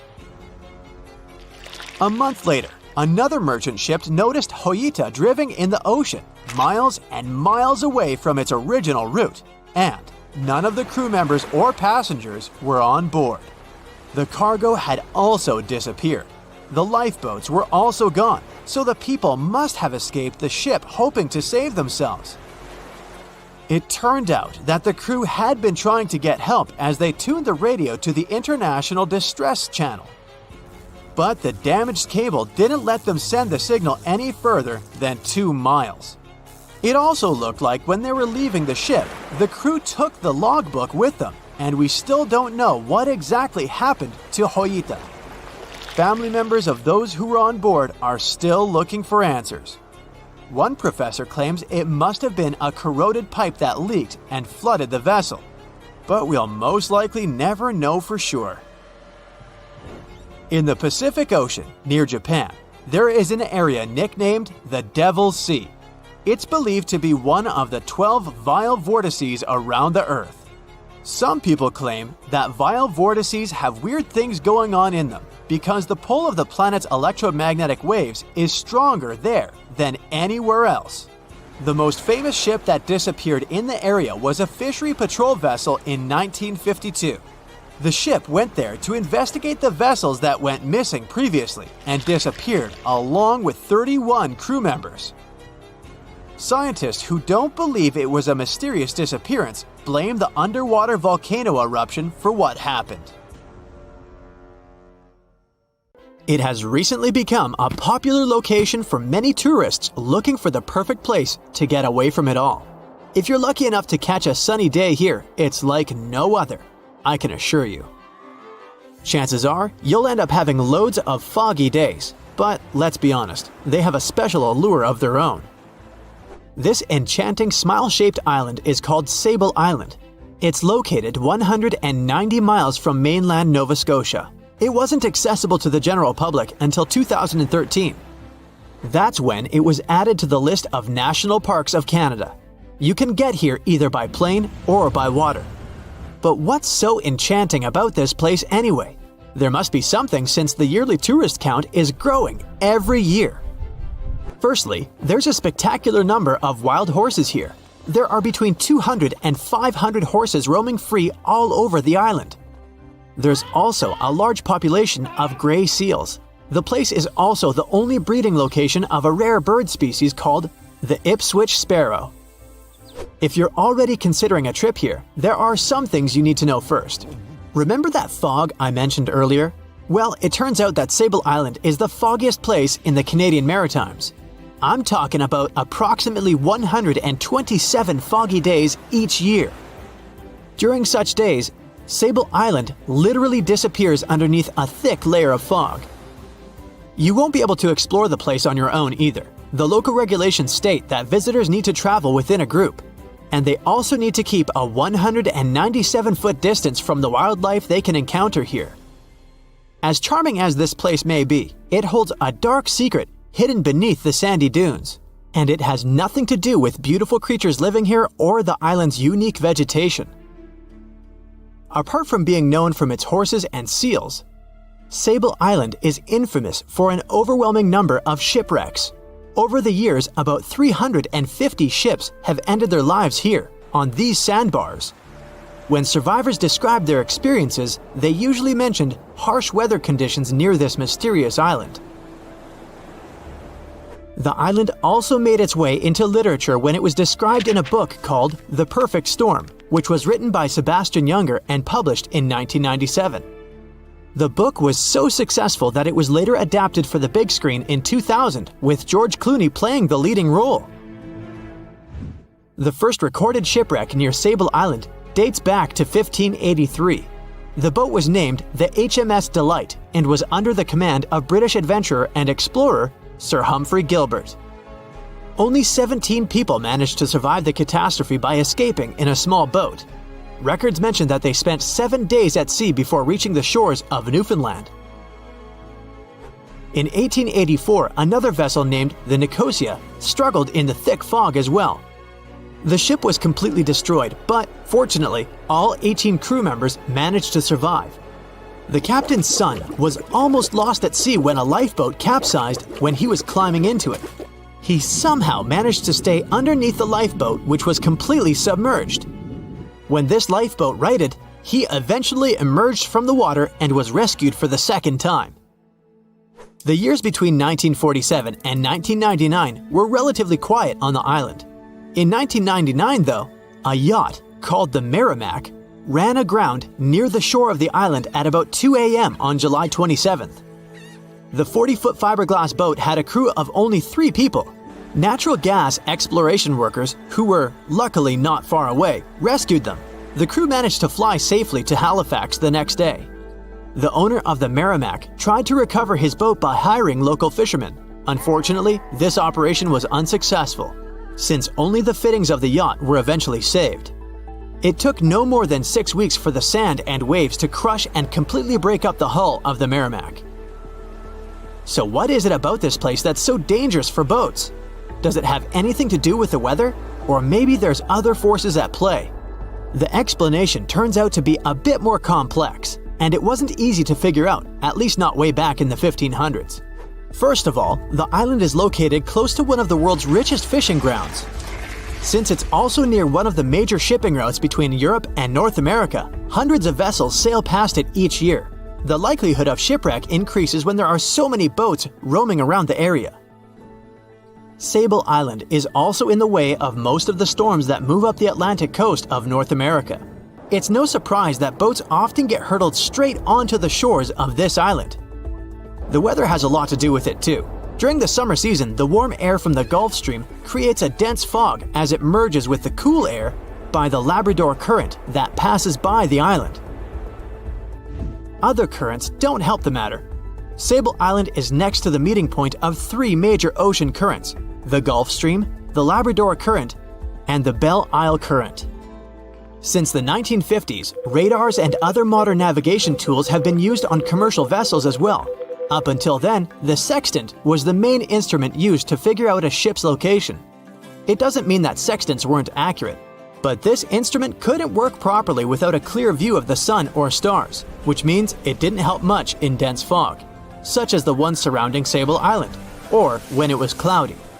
Often during bad weather, the captain of a ship navigated, relying on their experiences and intuition based on the ship's speed and direction. That's why most of the survivors in shipwrecks near Sable Island said that the captain had simply miscalculated the ship's position, crashing into Sable Island by accident. This dusty, sandy land is as unfriendly to ships as it is to trees. There's reportedly a single tree on the whole island, and it looks a lot more like a bush. It's actually a pine tree. And since the famous island horses don't see it as much of a food source, it somehow managed to survive. Reports say that the tree was planted back in the 1950s. Local authorities were trying to grow a forest on the island to make it a bit more welcoming. They've planted tens of thousands of trees over the years, more than 69,000 evergreens, 600 fruit trees, and about 55 pounds of pine seeds, along with other plants which could survive the conditions on the island. But they were no match for the extreme weather and sandy soil. Out of all those plants, just one pine tree is still alive. Thanks to its resistance, it has even become a symbol of Sable Island. Interestingly, for around 40 years, the island also had just one inhabitant. Can you imagine that? One person living on a remote island for so many decades? It's the story of a woman called Zoe Lucas. She chose to surround herself with the only residents on the island: the horses, the gray seals, and the many species of birds. An esteemed naturalist, she mentioned in an interview she gave back in 2017 that she was used to living on the island and that she never got lonely. To survive here, she had to put together an essentials kit. It included a notebook to take notes and a pair of binoculars to study the wildlife. You can safely assume she wasn't scared of the intimidating surroundings, since she decided to eventually call this place home. At first, Zoe wanted to set up camp on one end of the island, near some abandoned buildings. But eventually, she settled in a wooden house near a bunch of sand dunes. A Canadian institution called the Meteorological Service of Canada put together the simple construction back in the 1940s. Parks Canada operates the building these days. Zoe's work included gathering as much data on the local horse population as possible. It could help scientists better understand how they managed to adapt to the unfriendly environment. She also helped gather the debris that made it to the shore to help track pollution levels. Among all the rubbish that she collected, there was a refrigerator and a crate full of fresh peppers. Some other specialists eventually started working rotating shifts on Sable Island to offer the brave woman a little bit of company now and then. In 1945, 5 TBF Avenger aircraft took flight for a routine training exercise around the Bermuda Triangle. In the middle of the exercise, the planes were struck by intense rain and heavy winds, despite the clear weather forecast. The pilots became extremely disoriented and radioed the base to report that their navigational equipment had stopped working. The last thing the base heard was, "When the first plane drops below 10 gallons, we'll all go down together," and then static. The 5 planes and their 14 crew members were never seen or heard from again. On his very first voyage to the New World in 1492, Christopher Columbus sailed through the Bermuda Triangle. Columbus reported that one night when he was on the deck of the ship, he noticed a giant light appear in the distance, unlike anything he had ever seen before.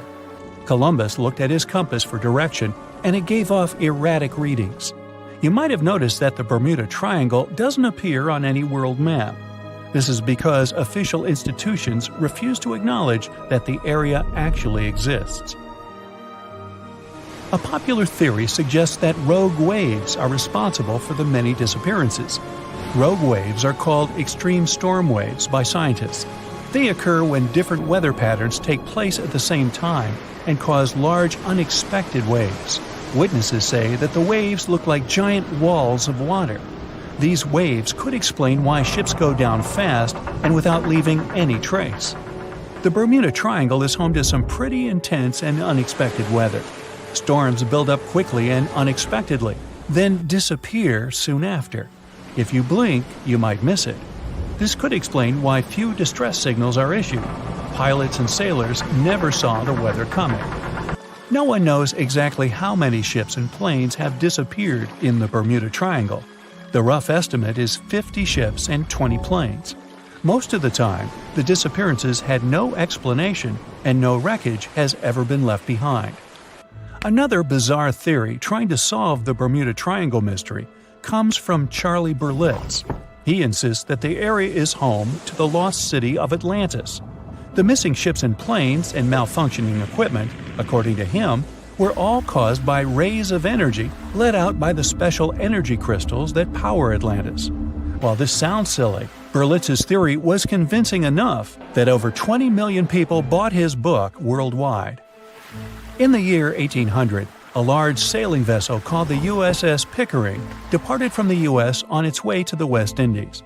The ship sailed into the Bermuda Triangle along with its 90-man crew and was never heard from again.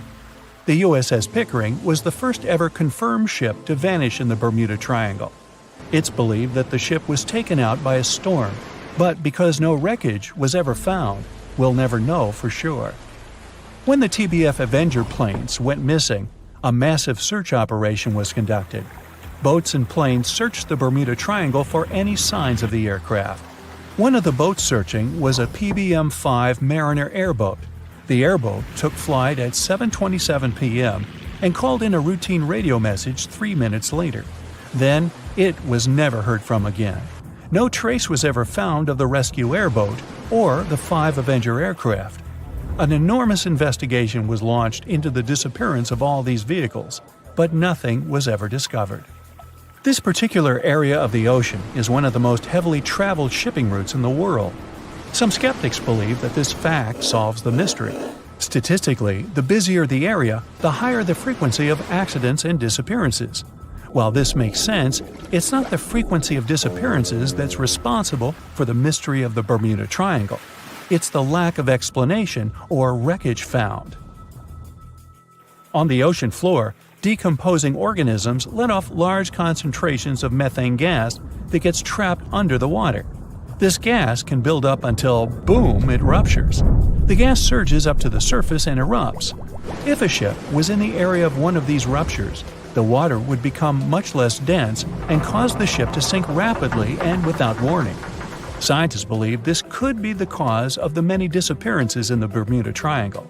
While this theory makes a lot of sense, it doesn't seem too likely. The U.S. Geological Survey has stated that no large releases of gas are believed to have occurred in this area for the past 15,000 years. The ocean floor is made of rocks containing a lot of magnetite. It's more like iron. Magnetic fields react to high concentrations of magnetite on the ocean floor, which may start a sort of conflict between the two. It can often lead to various weather anomalies and, as a result, navigation issues. And, naturally, any changes in the ocean floor or the Earth's magnetic fields influence the Bermuda Triangle a lot. Since the magnetic field is constantly moving, it might be also taking the Bermuda Triangle with it. Now that people know where the triangle is, it's easy to avoid it. It supposedly moves eastward together with the magnetic poles, but scientists still can't answer where exactly it will be in a couple of years.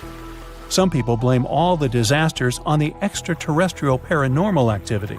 Others suppose it's all about raging natural phenomena. There's another triangle in Lake Michigan. Just like the one near Bermuda, the Michigan Triangle got its shady reputation for some disappearances. The first recorded one dates back to 1679.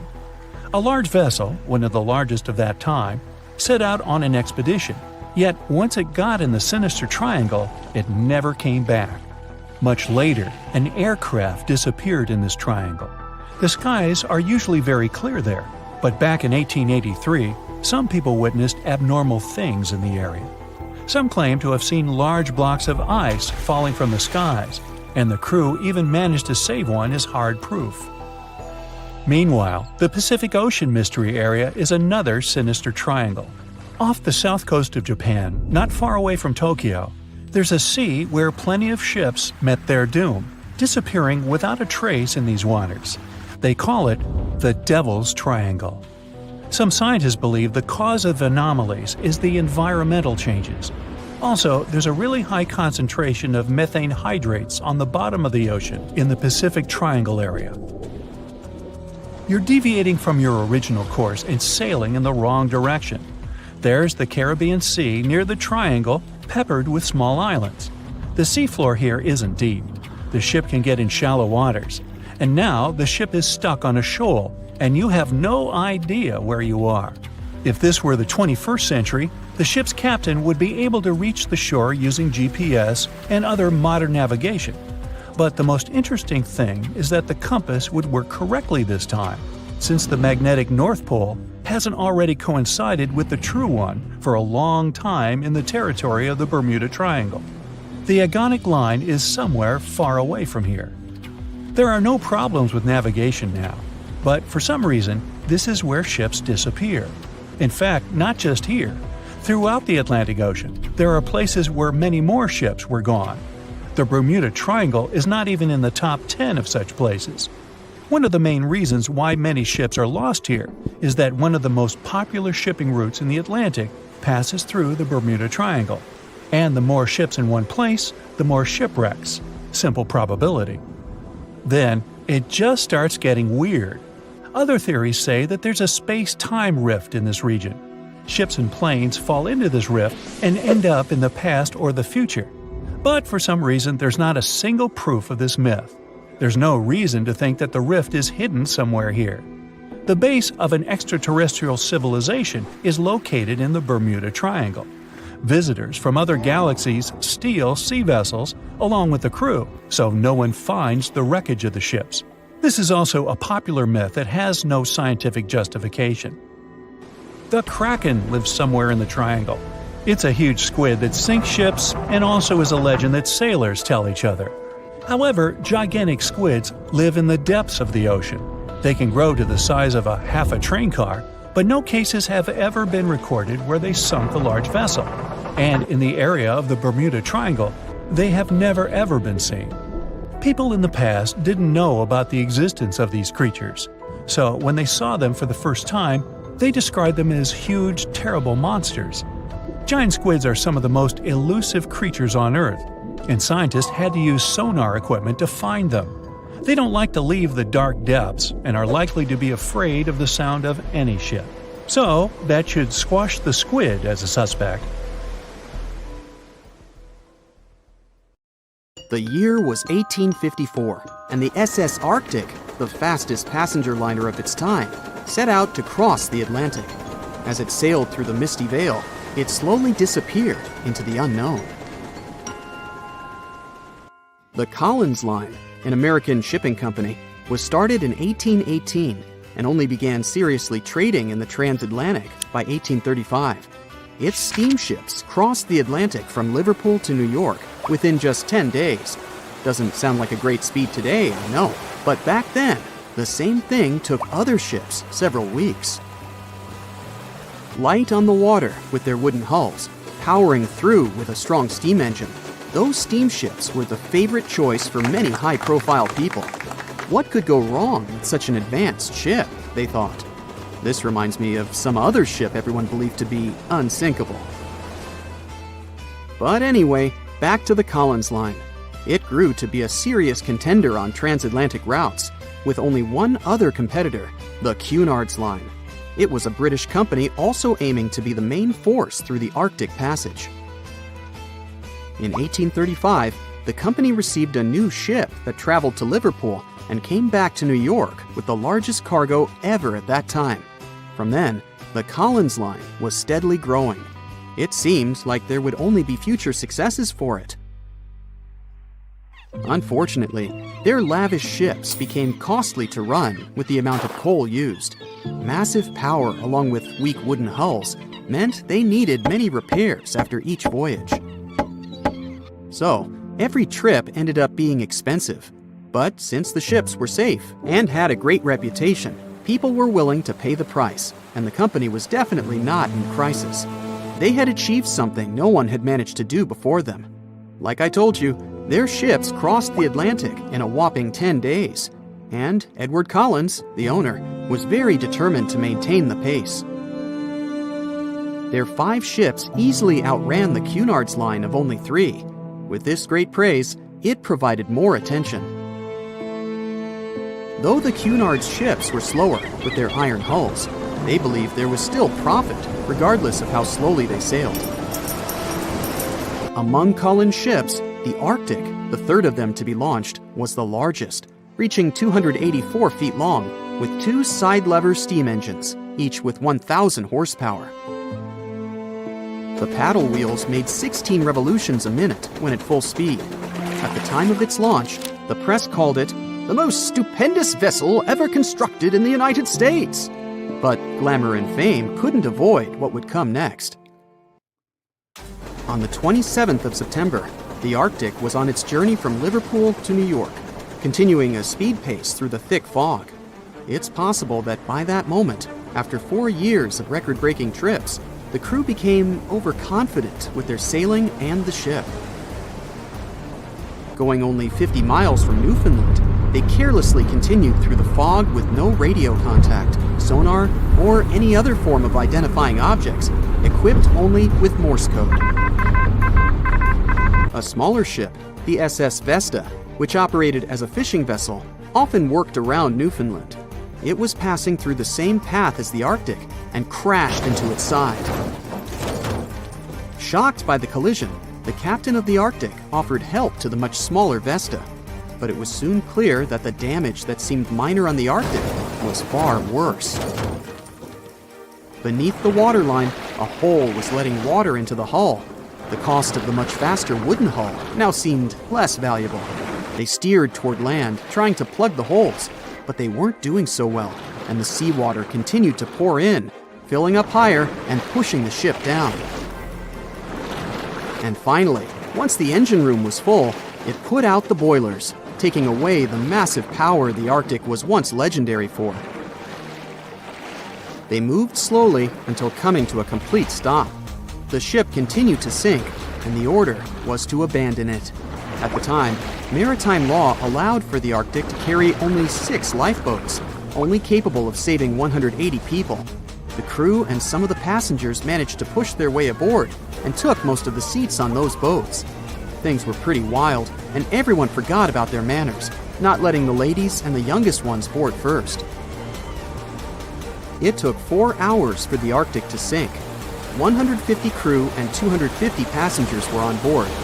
Those that weren't able to find a lifeboat made a desperate attempt to build their own rafts from parts of the ship. 2 days later, only 3 boats made it safely to the shore. The other 3 were never found. Believe it or not, the rescue party also saved some people that had been clinging to the wreckage for 2 days. Unlike the crew, the captain went down with the Arctic, but amazingly survived. He would be only one of 85 people that made it, out of the 400 on board. When the news arrived 2 weeks later, the public responded with great sadness to the losses. Great anger soon followed towards the poor safety measures in the crew. The press published demands to change the laws for more lifeboats. It only made sense to have enough for every person on board a ship. But they ignored those requests. This neglect would lead to more disasters in the future. Enough lifeboats would only come into maritime law some 60 years later, after the disaster of the Titanic. Edward Cullen's wife and 2 children were also aboard the ship and didn't return. He was heartbroken, but didn't stop running his business. The Collins line still had a reputation to uphold, the biggest, fastest, and most luxurious on the Atlantic. Edward Collins would now build an even better ship than any other. It was named the Adriatic, and it was the largest ship in the world, 354 feet long. With 2 alternating steam engines that had never been built of this size. These steam engines at the time were at the height of engineering, though today you can only see them in models and toys. With the new addition of 2 masts, the Adriatic would also be able to sail if needed. Luckily, they made some lessons from the disaster of the Arctic. But before their new ship, the Adriatic, was built, another disaster had occurred. the sister ship of the Arctic had also sunk. They believe this second ship was desperate to stay in front of the Cunard's line and hit an iceberg somewhere during the race. This weird contest took the lives of 141 people. The desperation of Collins and his weakly built hulls pushed the company towards bankruptcy in 1858. The newly built Adriatic, costing over $1 million, had only made one voyage in the end. And even that voyage was considered a disaster. The ship collided with a tugboat. It still managed to finish its maiden voyage at a suitable time. After the company had gone bankrupt, they had to sell the ship for only $50,000. They removed the great giant engines, replacing them with only sails. Although it was once the greatest ship on the high seas, it was only 30 years later until it was abandoned, labeled irreparable, and anchored in a river. The other remaining ships were also sold and only used for parts. Edward Collins left the industry altogether, seeking work on dry land instead. As the Collins line was no longer in the mix, the Cunards would grow in strength. Without competition, they would win the Blue Riband for the next 30 years, and 180 years later, after producing hundreds of ships. They still have a constant presence on the seas as they provide transatlantic crossings, world voyages, and leisure cruises. To this day, the Cunard line is the only one to run ships between Europe and America, and it's great proof that it's not always the fastest that's the best. They say nothing is ever lost, and it's true. Let's discover ships frozen in time. The first one is truly fascinating. Here, the Antikythera shipwreck. It's a Greek trading ship from the 1st century BCE. It's located on the east side of the Greek island of Antikythera and at the merging point of the Aegean and Mediterranean seas. Around 2,000 years later, in 1900, a group of Greek sponge divers discovered the wreck. They were going to Tunisia, yet they were forced to find shelter from a storm on a nearby island. Since they couldn't go anywhere due to the storm, they decided to look for sponges until the weather got calmer. One of the divers discovered the shipwreck at depths of around 130 feet. Imagine someone going for a sponge hunt, but getting out to the surface with archaeological treasures. The captain of the sponge boat talked to the Greek officials about what they had found. The officials sent 2 ships to the wreckage. The salvage operation was successful, and discoveries are now in Greece's National Archaeological Museum in Athens. The findings included 3 life-sized marble horses, jewelry, coins, and hundreds of works of art, including a 7-foot-tall Colossus statue of Hercules. Among these treasures, Antikythera ephebe, a bronze statue of a young man, caught more attention. Because the ephebe doesn't comply with any familiar iconographic model, and there are no known copies of his type, he held a spherical object in his hand. Scholars have different theories of who that person could be, but they are not in a consensus yet. More than 70 years later, Jacques-Yves Cousteau and his team went to the area and recovered hundreds more artifacts and the remains of 4 people. Interestingly, they discovered a complex set of interlocking gears, capable of predicting the movement of the sun, moon, and several planets. The mechanism can also show the times of solar and lunar eclipses years into the future.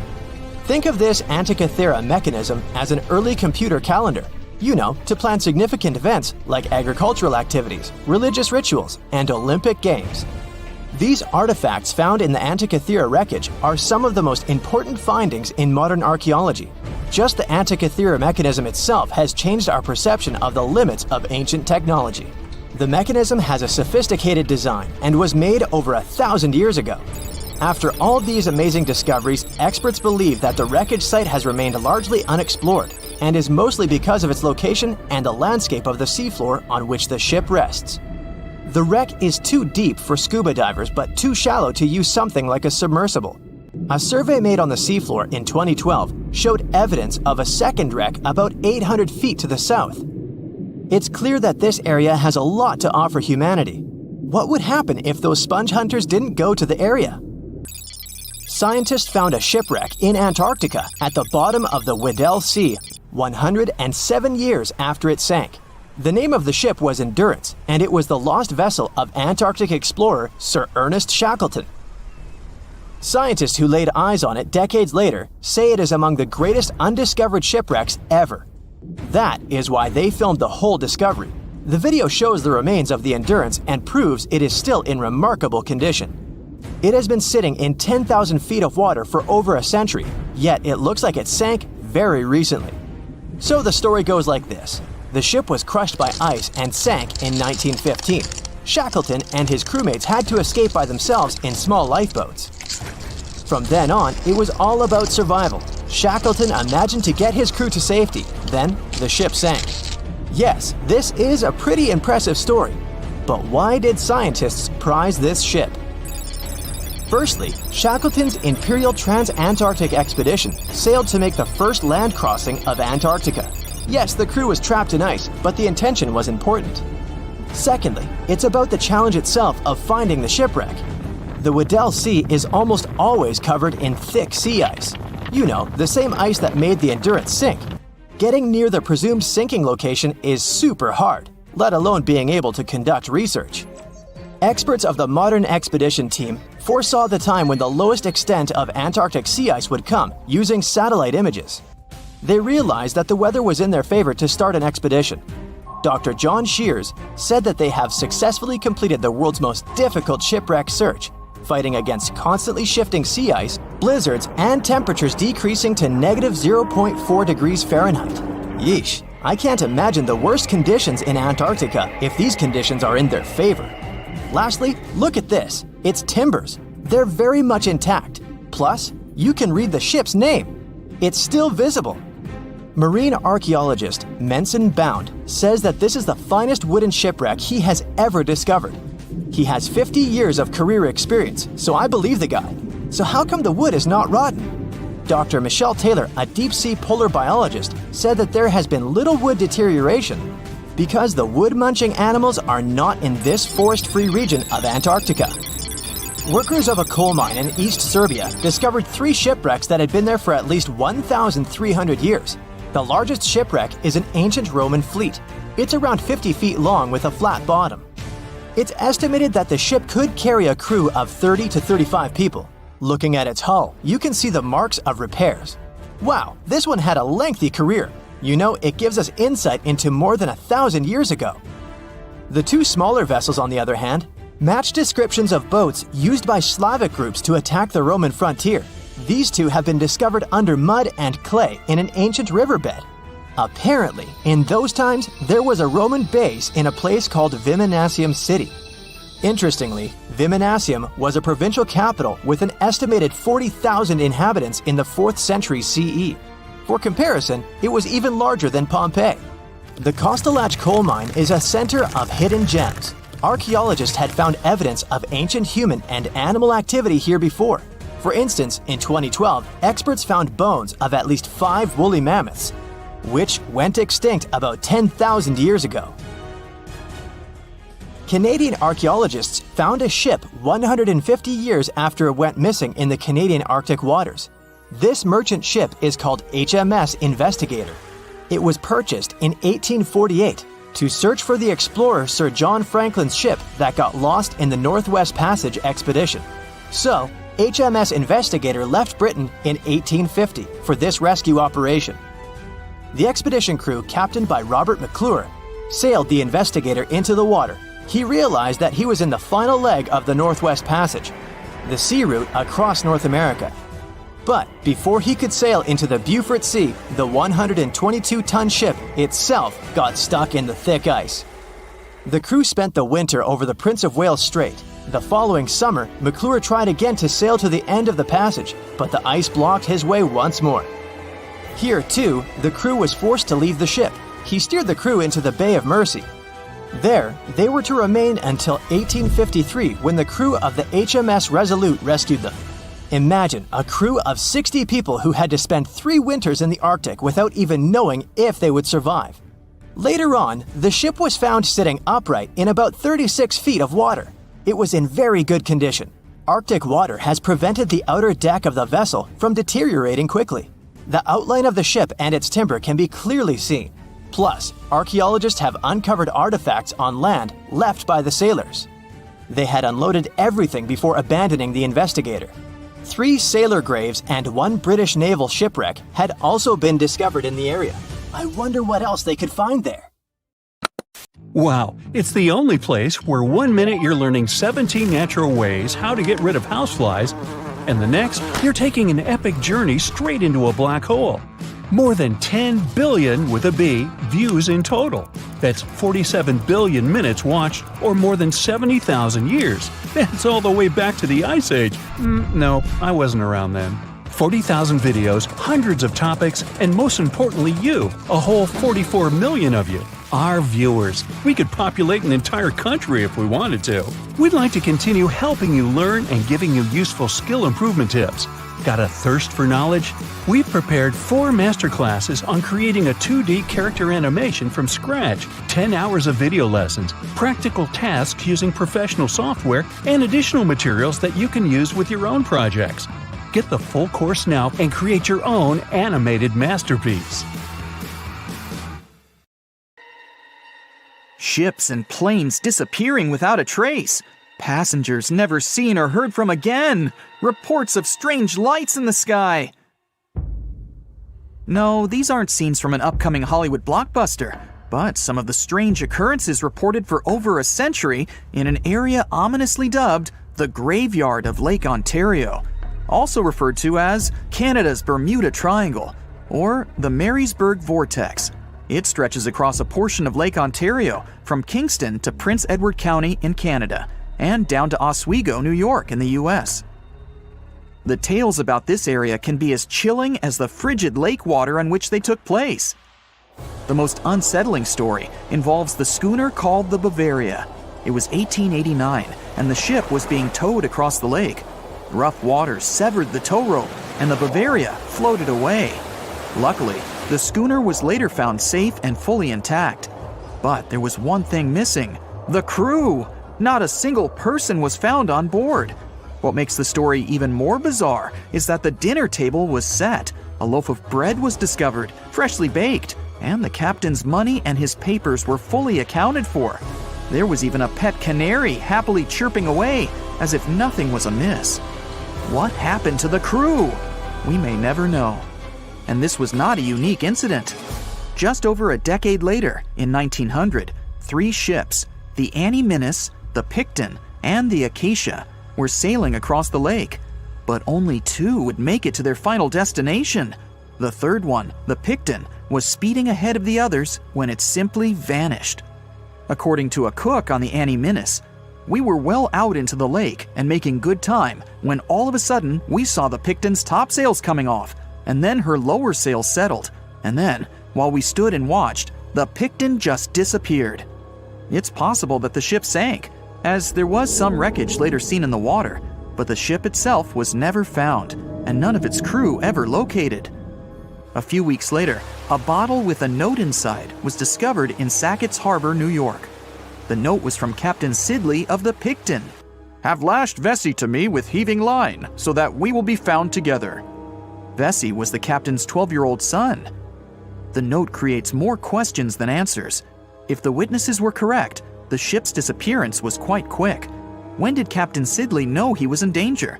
Why not signal for help if he had any warning? And when did he have time to write a note, bottle it, and tie himself to his son? It truly is a mystery. And it was not just ships that ran afoul of the strange forces in the area. Planes also struggled to make it through in one piece. In 1975, Ron Scott flew out from the Picton Airport in his Cessna 172. As he entered the Marysburg Vortex, his plane banked to the side. For several seconds, he was unable to right the plane, but once he did, the same force banked him to the other side. Again, he was stuck there for a few seconds, unable to control his plane. A skilled pilot, he had never experienced anything like it before. He was certainly luckier than Royal Canadian Air Force pilot Barry Allen Newman. Newman was at the same spot back in 1952, when he lost control of his jet and crashed into the lake. To this day, his body has not been found.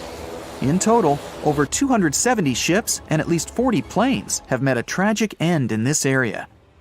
And adding to the mystery, sometimes people report a series of bright lights or orbs, or a dark ship hovering in the sky. These are even harder to explain. Witnesses willing to report them are adamant they are true. Sid Wells said he watched a strange shape like a multifaceted diamond slowly spinning in the sky, and then it just disappeared. Others claim to have seen it too. Of course, the Marysburg Vortex is just one of several places around the world known as vile vortices, a term coined by biologist and writer Ivan T. Sanderson. He discovered 12 other equally spaced areas on the surface of Earth where funny things happen. The best known of these, of course, is the dreaded Bermuda Triangle. Situated in the Atlantic Ocean between Bermuda, Florida, and Puerto Rico, it has been blamed for the disappearance of thousands of people. They went in, on boats or in planes, but they never came out. During his first voyage to America in 1492, he said the compasses pointed in the wrong direction, the sea levels seemed to change dramatically, and he even spotted strange lights in the sky. In 1918, the USS Cyclops, which was one of the US Navy's biggest fuel ships, disappeared there. Since the 309 crew members were declared lost at sea when the Cyclops vanished, it's seen as the largest loss of life in the history of the US Navy in a single incident. At the time, the weather was good. The one message sent that day from the ship indicated no issues or concerns, and a distress signal was never sent. A thorough naval investigation followed. Its conclusion? Many theories have been advanced, but none that satisfactorily accounts for the ship's disappearance. In other words, the investigators were stumped. There's also the Dragon's Triangle, located in the Pacific Ocean. The most disturbing story involves a group of Japanese vessels that disappeared in the 1950s. When researchers were sent to investigate what happened, they too disappeared. In each case, it's impossible to truly know what occurred, and it's easy to get caught up in stories of giant sea monsters lurking beneath the waves. Who doesn't like a good scare? And Sanderson was willing to accept the possibility of such stories being true. He believed the vile vortices that he studied could be explained by anything from a wrinkle in the space-time continuum to magnetic abnormalities to underwater people. Of course, Sanderson was not only a huge fan of strange places, he also wrote about strange creatures like Bigfoot and the Loch Ness Monster. His skills as an impartial scientist are questionable though. In 1948, he claimed that some three-toed footprints found at Clearwater Beach in Florida were proof of 15-foot-tall penguins, arguing that they were impossible to fake. In 1988, Tony Singerini revealed that he and his friend, attaching some cast-iron feet to his high-top sneakers, were behind the giant penguin hoax. So maybe Sanderson isn't the most reliable source after all, but there are also some very compelling and wholly natural explanations. Let's look specifically at the Marysburg Vortex. It's entirely possible that ships like the Bavaria and the Picton were done in by a mix of bad luck and bad weather. Unsettled weather is certainly not uncommon on Lake Ontario, and flash storms on the open water can prove dangerous to the most skilled sailor. And even today, with advances in weather forecasting, we get it wrong all the time. Back then, there was no way to predict that a storm was just around the corner. And the weather was just one issue. Historian Mark Seguin said that the area was always known to be dangerous, as the lake bed quickly becomes shallow along the eastern shore. There are also small rocky islands and shoals scattered throughout the area, making sailing a risky venture, especially for larger vessels or those weighed down by heavy cargo. By the mid-20th century, modern weather forecasting and improved shipbuilding alleviated most of the hazards of the Great Lakes shipping, resulting in fewer losses. The last major shipwreck in any of the Great Lakes was that of the SS Edmund Fitzgerald, which sank off the coast of Lake Superior in 1975, with 29 crew members going down with it. It seems the vortex is no match for human progress. And as for lights or images in the sky, in most cases, it's the result of an interesting phenomenon called thermal or temperature inversion. When this happens, a layer of warm air becomes trapped under cold air. This can result in mirages or reflections. So, a light on the ground that is miles away can be reflected in the sky, giving the impression of a flying object. Other parts of the mystery may be solved with a little time. Lake Ontario's freshwater and frigid temperatures help preserve the ships and planes that came to rest there. As divers and researchers continue to explore the area, maybe we'll finally learn the fate of the Bavaria, the Picton, Captain Sidley, and his son.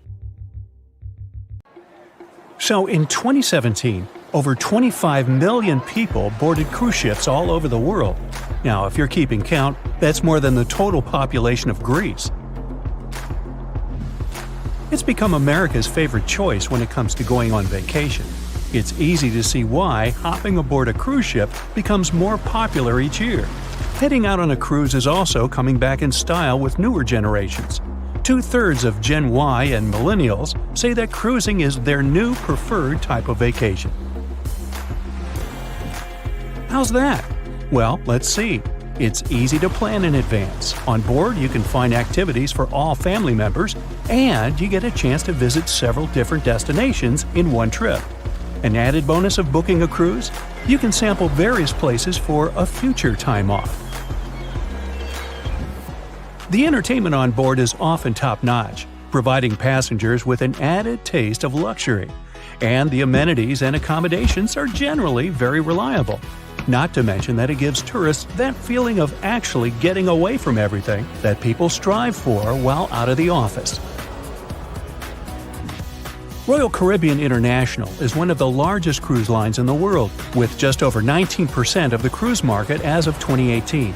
Its current fleet is divided into many different classes of ships, including the Voyager class, Radiance, and Quantum.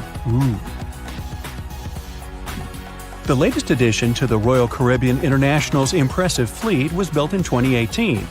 Wonder of the Seas is now the largest cruise ship in the world. Since this spectacular liner has just had her maiden voyage in March 2022, let's look at some of the incredible perks it has to offer its passengers. For starters, the boat is so big that it had to be split into neighborhoods. Well, it figures since Wonder of the Seas can accommodate almost 7,000 passengers. Fond of New York? Well, no worries. Wonder of the Seas has a central park of its own, with an estimated 10,000 plants to check out. The ship's central park is a feature of all Oasis-class ships, being one of the so-called neighborhoods. Let's look at some other areas, shall we?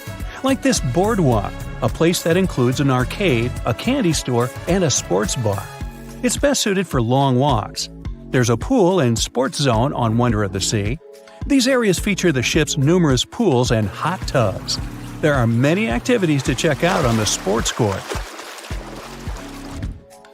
Then there's the Royal Promenade, or Promenade if you prefer. That's the main road on Wonder of the Seas, with bars, lounges, and places to grab a cup of coffee, or a luxurious latte. The entertainment neighborhood is the focal point for leisure activities on the ship. Here, guests can find a comedy club, an ice skating rink, and even a theater. The spa and fitness area is a tranquil zone with a huge array of treatments available. The fitness center is free of charge, by the way, so there's no excuse for guests to skip a leg day. An extra 8th zone was added to Wonder of the Seas. It's called the Suite Neighborhood. This is an exclusive area designed for guests staying in the suites. Oh, now I get it. It's located at the top of the ship.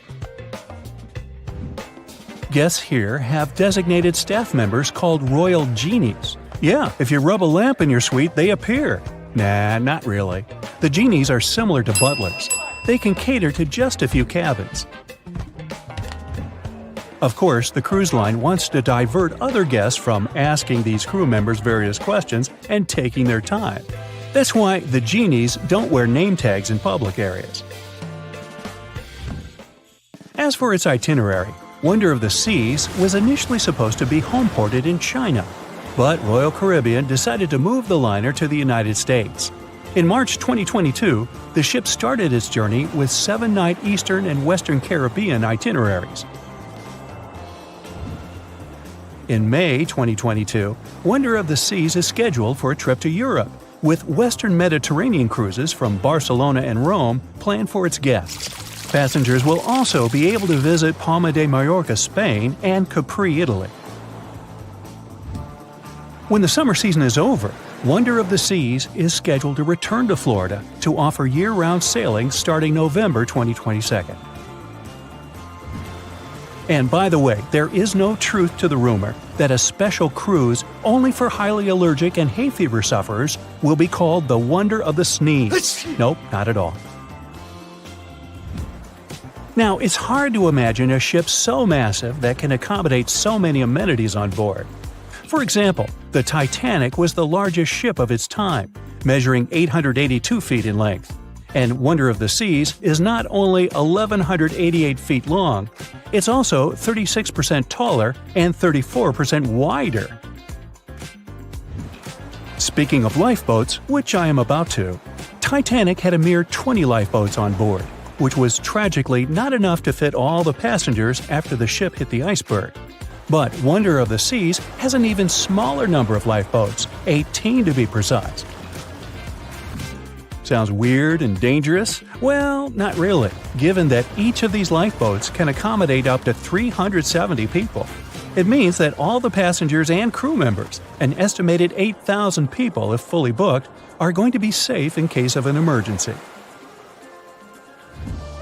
If we could somehow have a race between the two ships, well, Titanic was in fact the faster ship out of the two, beating Wonder of the Seas by 1 knot per hour. Cruise ship passengers today are more interested in the experience rather than the speed of the boat itself. That's why how fast a ship can travel is not an extremely important aspect nowadays. In terms of costs, Titanic cost around $7.5 million at the time of its construction. It's the equivalent of about $200 million today. How about Wonder of the Seas? Well, it cost a staggering $1.35 billion to build, making it 6 times more expensive than the Titanic. How about we compare ticket prices? Well, in this case, the least expensive ticket on Titanic was £7. It's about $1,000 today. The cheapest ticket on Wonder of the Seas is currently $423, but prices may vary depending on the location, season, itinerary, and how much you tip your royal genie. And I know you were going to ask, how about icebergs? Well, Titanic steamed in the frigid North Atlantic, where you had to be on the lookout for those. Wonder of the Seas will be cruising the balmy Caribbean, where the worst thing you can hit on is 17 in blackjack. Oops, busted. Anyway, set side by side with its other sisters from the Royal Caribbean Fleet, Wonder of the Seas is equally as impressive. The company's earliest ships could host about 2,500 people. This included passengers and the staff. Such ships were Splendor of the Seas, Legend of the Seas, and the smallest of them all, Thumbelina of the Seas. No, wait, that should be Empress of the Seas. Oops, my bad. The largest ships in the company's fleet can now house about 9,000 people altogether. That's almost 3 times the size and capacity of the earlier liners. Wonder of the Seas is one of them, as well as Harmony of the Seas and Symphony of the Seas. Are you seeing a pattern here? Yep, if you ever encounter a ship with Of the Seas in its name, it's safe to assume it belongs to Royal Caribbean. But if it's a can of tuna, it might actually be Chicken of the Sea. Hey, I like tuna. Now, choosing between cruise ships based on their size is like wondering if you should visit your local museum or the Louvre in Paris. It all depends on your preferences. Some families prefer small settings. Others are fan of large spaces that can provide everything they need. Historically, it's equally as exciting how far we've come in terms of maritime transportation. The SS Royal William, for example, was the first boat to ever make a transatlantic voyage almost entirely steam-powered in 1833. And it was a mere 160 feet long and could house roughly 155 passengers. And if the seas were calm, then they were housed less roughly. Similarly, the first modern megaship in the world was the MS Sovereign of the Seas. Launched in 1987, it was only 888 feet long and could carry a little under 3,000 passengers. Size and capacity are not the single improvements added to newer cruise ships out there. Recent technological developments in artificial intelligence and facial recognition have allowed cruise operators to ensure faster, smoother boarding for passengers. If, in the past, it took from 60 to 90 minutes for all passengers to board a ship, nowadays, cruise ship operators manage to get people comfortably settled in less than 15 minutes. Now, I'm sure you're already eager to book a ticket, but let's look into some of the more interesting activities you can try on board Wonder of the Seas. This way, you'll know what you're getting yourself into. All Royal Caribbean ships have loads of artworks available for their guests to enjoy. But Wonder of the Seas goes above and beyond, even featuring statues of astronauts in key locations around the ship. You'll find the first astronaut looking through the glass at the promenade, while a second one is busy rock climbing at the boardwalk. The third and last astronaut is more of a movie fan. This statue can be found near the movie screen sitting area.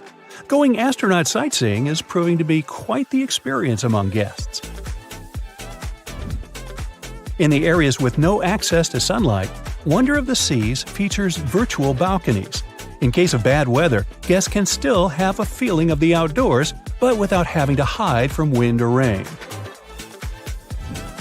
Teenagers have a place of their own reserved on the ship. There's a special club with a private hot tub, selfie area, games, and comfortable seating. The inside part of this club features a vending machine, an interesting collection of literature, and tables for foosball. Well, sign me up! Ships have been around for at least 6,000 years, dating back to ancient Egypt. In the beginning, they were used for trading and exploring. Ships as an attraction became a thing only a bit over 100 years ago, but the first cruise ship wasn't the infamous Titanic as you might think. The first cruise ship that took passengers on a voyage was a German ship called Prinzessin Victoria Louise back in 1900, and it served for 6 years. Modern ships are of course more advanced, but they still have a limited lifespan. They usually serve for about 30 years. A ship much older than that isn't considered safe and stable anymore due to the metal fatigue, most often of the ship's hull. After ships finish their lifespan, they retire and get sent to a shipyard, where they get scrapped.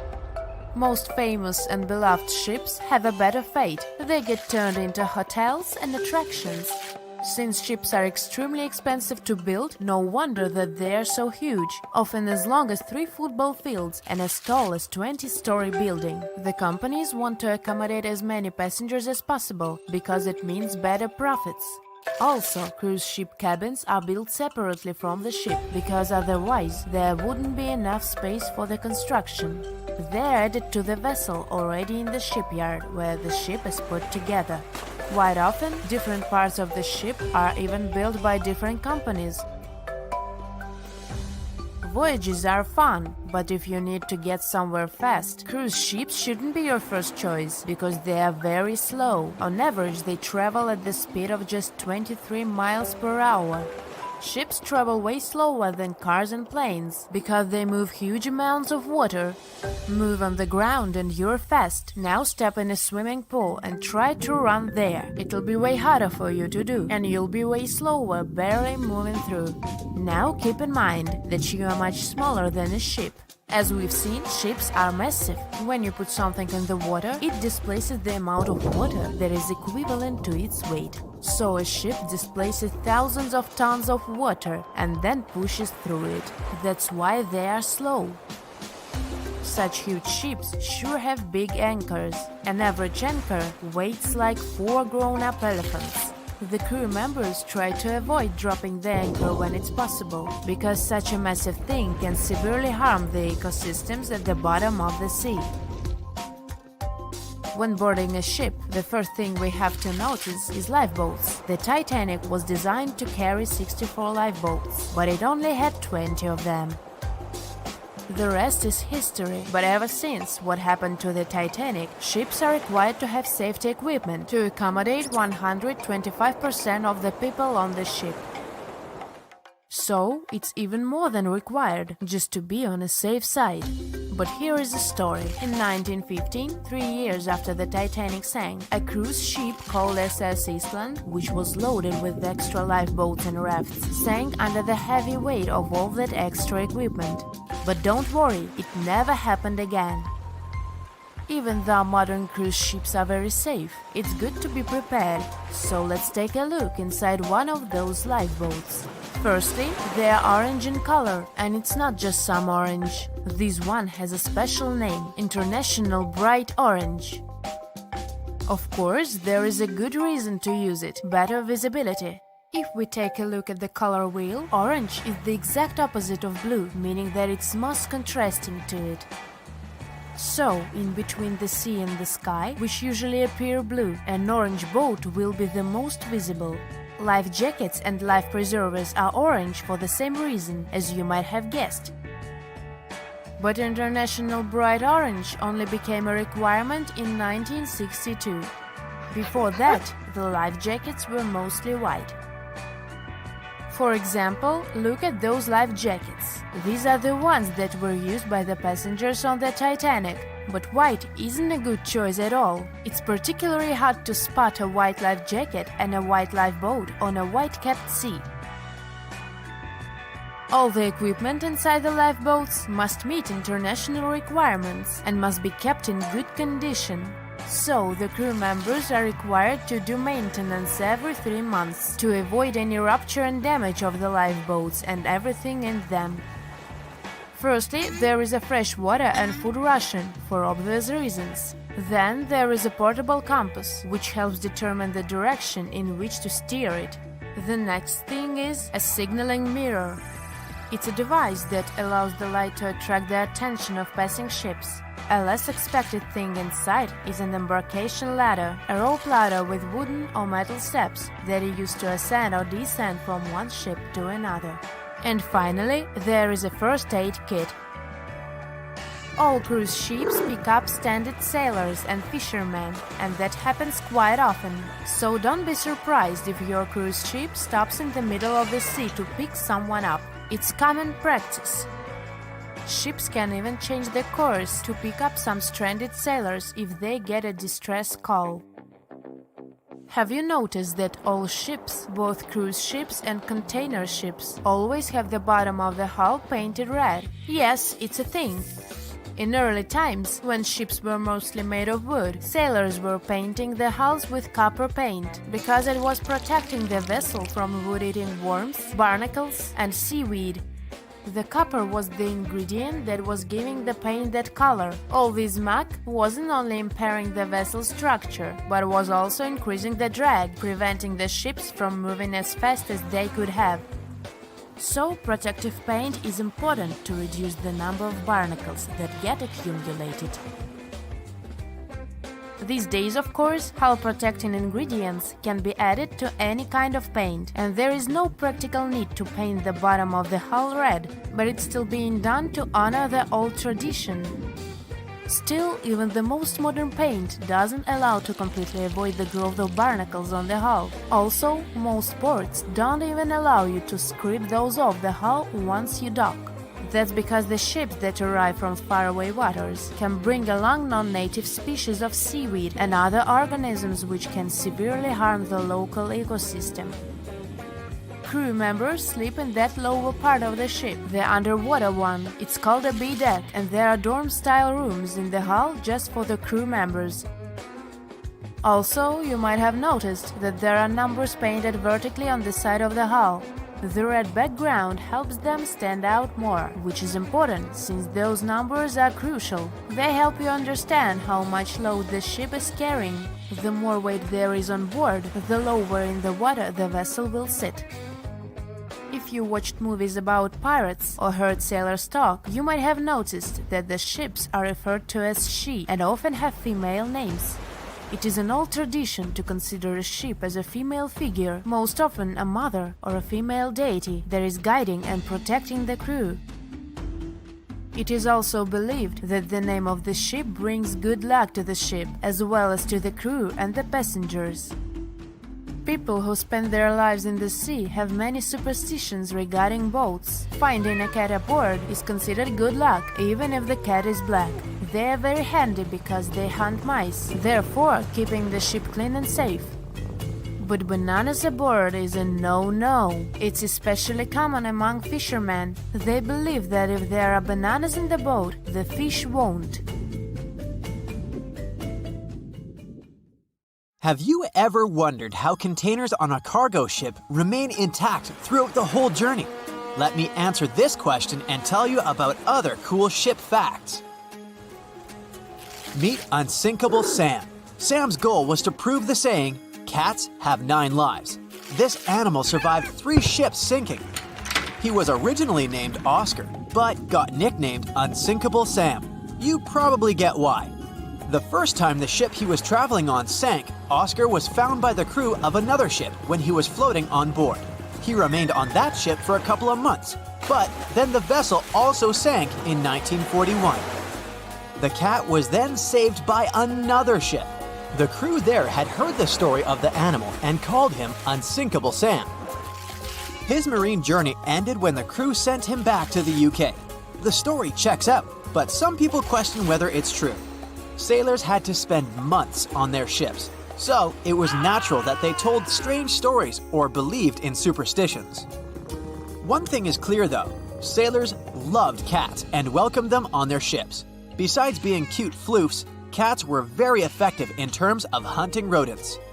You can take it as you wish, a hoax or a true story. I'm leaving Sam in the 40s and returning to the present day. How come ships have internet in the middle of nowhere? Since there are no towers or cables around, satellite connection steps in. Satellite services provide direct internet connection via hardware installed on the ship. This hardware is a must. It's not as cheap as our home Wi-Fi. The installation charges for the entire ship's internet are around $600. And the price of the hardware depends on such things as the size of the ship and how much internet it's going to use. This is not the only option. Wireless devices are also popular, yet they can access the internet only when they're close to ports or other places where networks are available.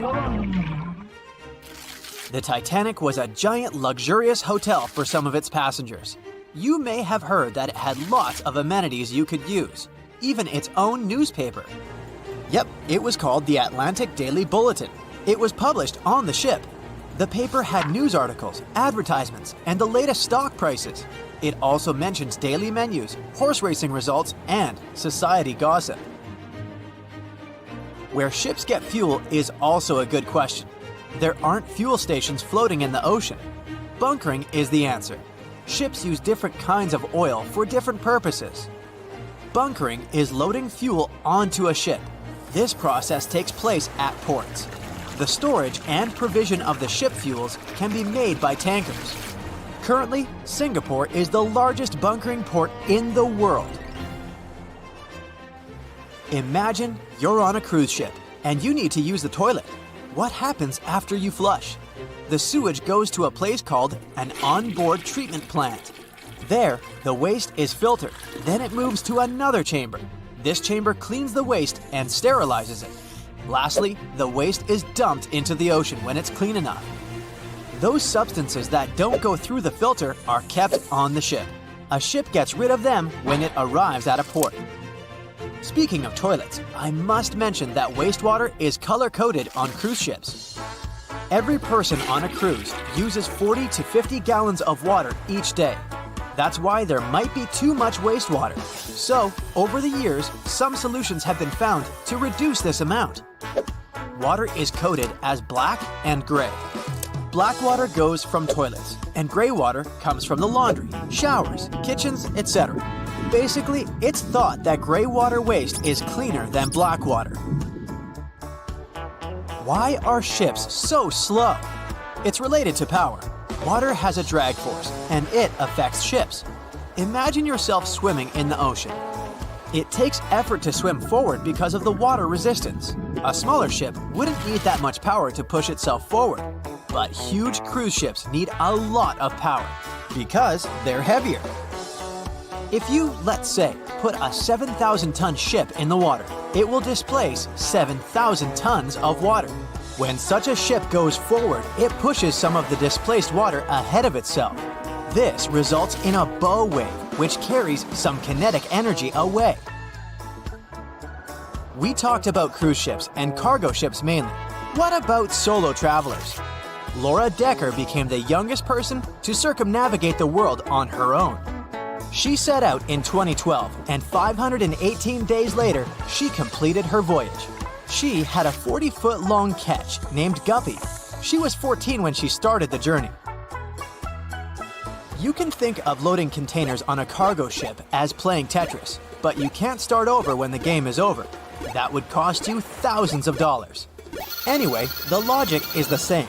The first layer should be strong enough to support the rest. The bottom containers, or first tier if you want to sound more like a pro, are secured with twist locks. This is an automatic locking mechanism to keep the upper level containers locked. These locks are attached when a unit is being lifted from the pier onto a cargo ship. They're similar to Lego pins. All containers have these lock systems, and you basically mount them on top of each other. Plus, many cargo ships have vertical slots made of long metal rails. They're like cells that hold containers and prevent them from moving and falling into the deep water. How do they unlock the mechanism? There's a special rod to do it.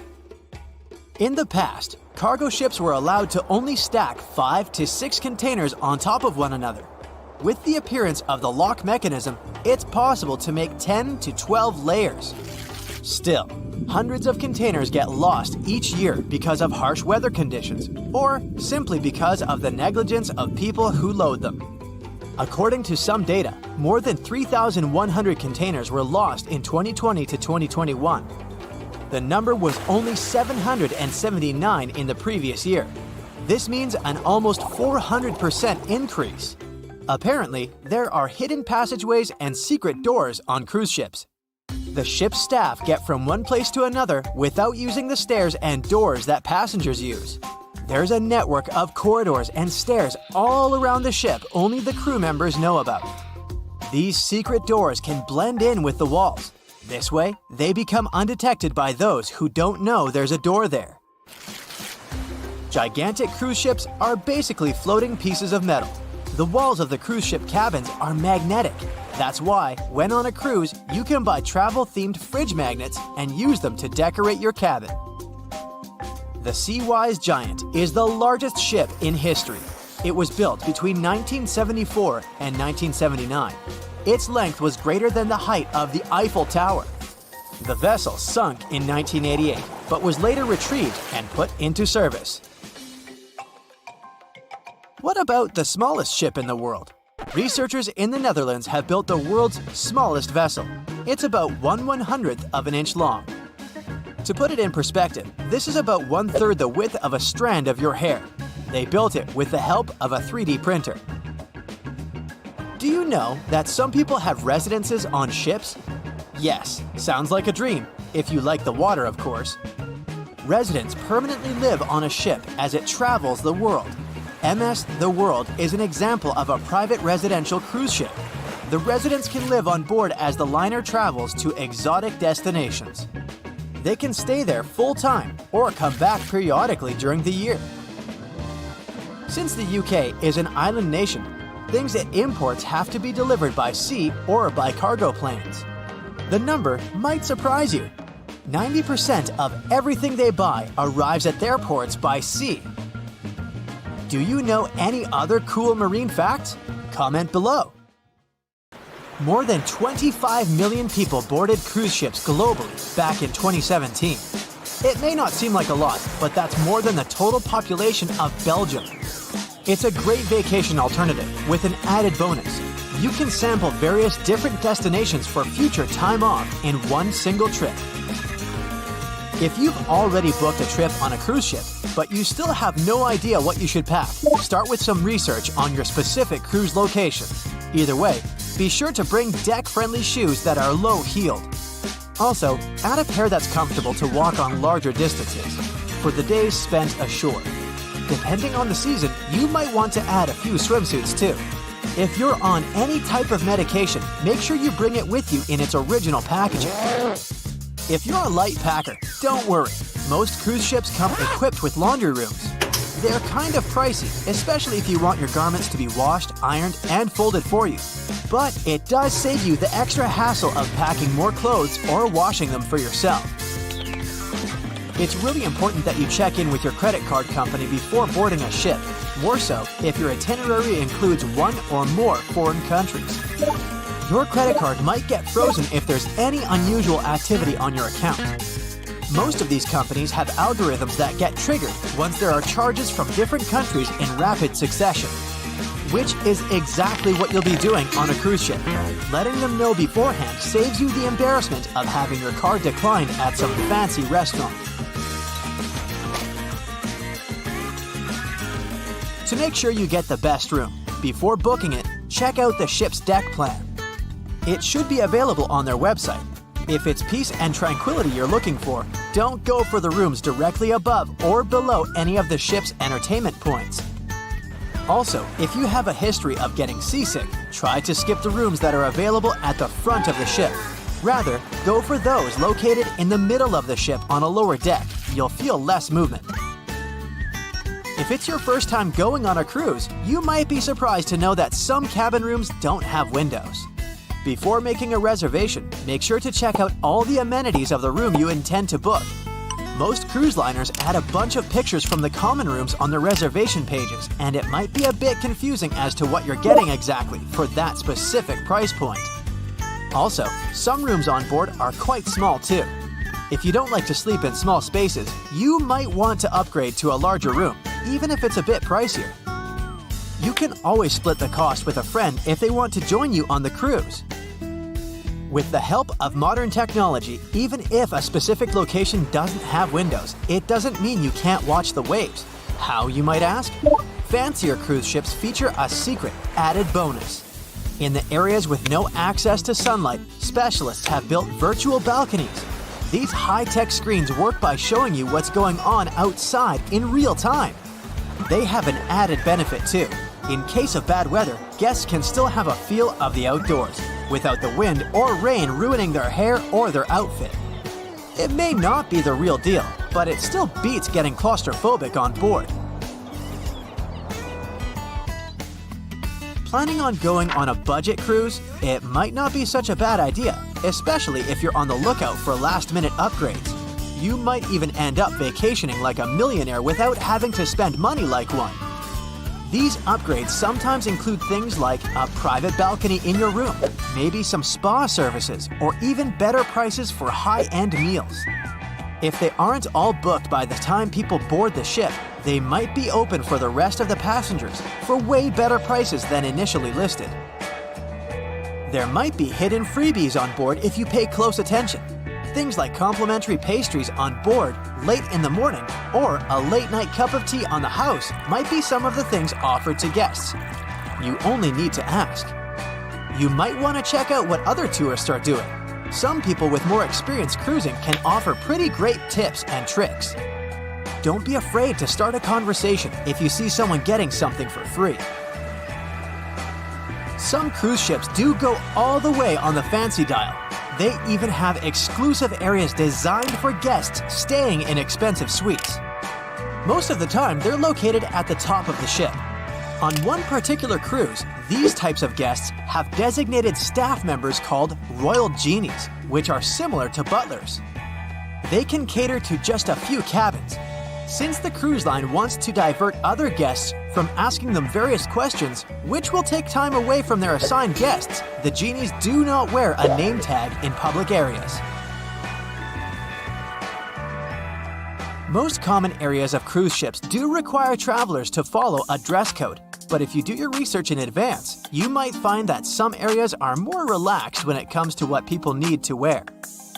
Most cruise ships require people to adhere to smart attire, which means pants with a collared shirt for men, or blouses and skirts, dresses, or stylish pants for the ladies. As for the travel destinations, be sure to research the ports you're about to visit in advance. You'll know what to wear, what the weather will be, and if you need to pack anything else, like an umbrella, or a beach towel. Stops on cruises only last for a few hours in most cases, so you'll want to get the most out of them. If that specific location includes museums or art galleries you want to add to your checklist, be sure to book in advance so you don't waste time waiting in lines. Some cruise ships even provide their guests with private tours of the ports they're about to visit. Do make sure to book them in advance if this is something you might be interested in, as the list gets pretty full quite fast. Independent tours are a bit more private. You can spend time with your tour guide and even ask more questions. Always remember to put your phone in airplane mode while on board. Most cruise ship horror stories involve cruising newbies that ended up paying thousands of dollars in cell phone charges while on ships, just because they forgot to turn it off. If you're the type of person that can't switch off their phone, be sure to check with your cell phone provider before traveling internationally. Some can provide special plans for limited amounts of time, without extra charges. You'll be free to chat, call, or browse YouTube videos without worrying you'll end up paying a fortune. Most cruise ships also provide you with complimentary Wi-Fi or Wi-Fi packages that can be purchased in advance, which are way more affordable. You can stick to communicating with your friends and family back home via FaceTime or Skype. People that have heard about the Titanic tragedy will always wonder what might happen if something goes wrong while on board. Let's take lifeboats, for instance. The Titanic had a mere 20 lifeboats on board, which were tragically not enough to fit all the passengers after the ship hit the iceberg. Some fancy cruise ships these days have an even lower number of lifeboats, anywhere from 15 to 18. Sounds strange? Well, not really, given the fact that each lifeboat can accommodate up to 370 people. Even the largest ships, which have an estimated capacity of 8,000 people if fully booked, including tourists and staff, are safe in case of an emergency.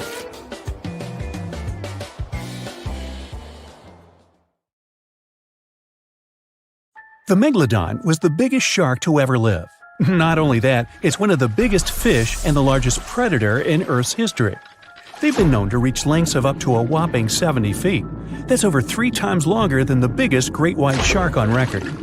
The females have also been found to be around twice the size of the males. The megalodon could swallow a small car without it even touching its teeth, if cars had been around then. Its teeth could grow to over 7 inches long. It looks like we're going to need a bigger boat, and best make it steel-plated, as this shark can easily gnaw its way through ships. The underwater terror could bite a ship clean in half, with the highest bite force ever calculated for any animal, living or extinct. The force of its ferocious bite was up to 40,000 pounds.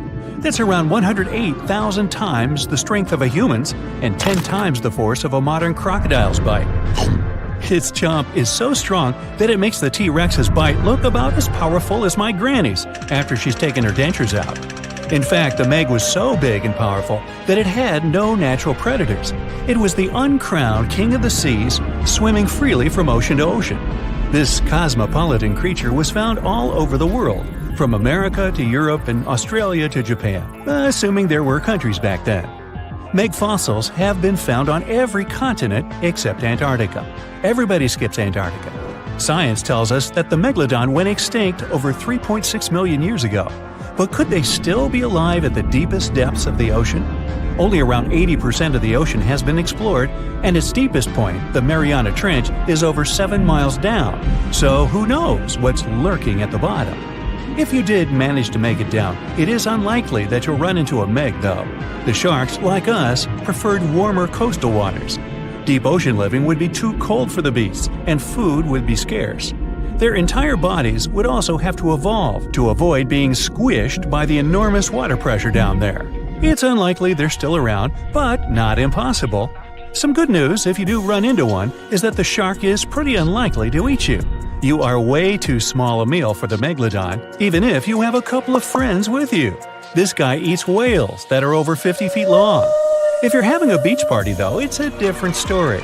In a beach full of swimmers, the shark very well might creep up, scooping several humans into its giant mouth without even chewing.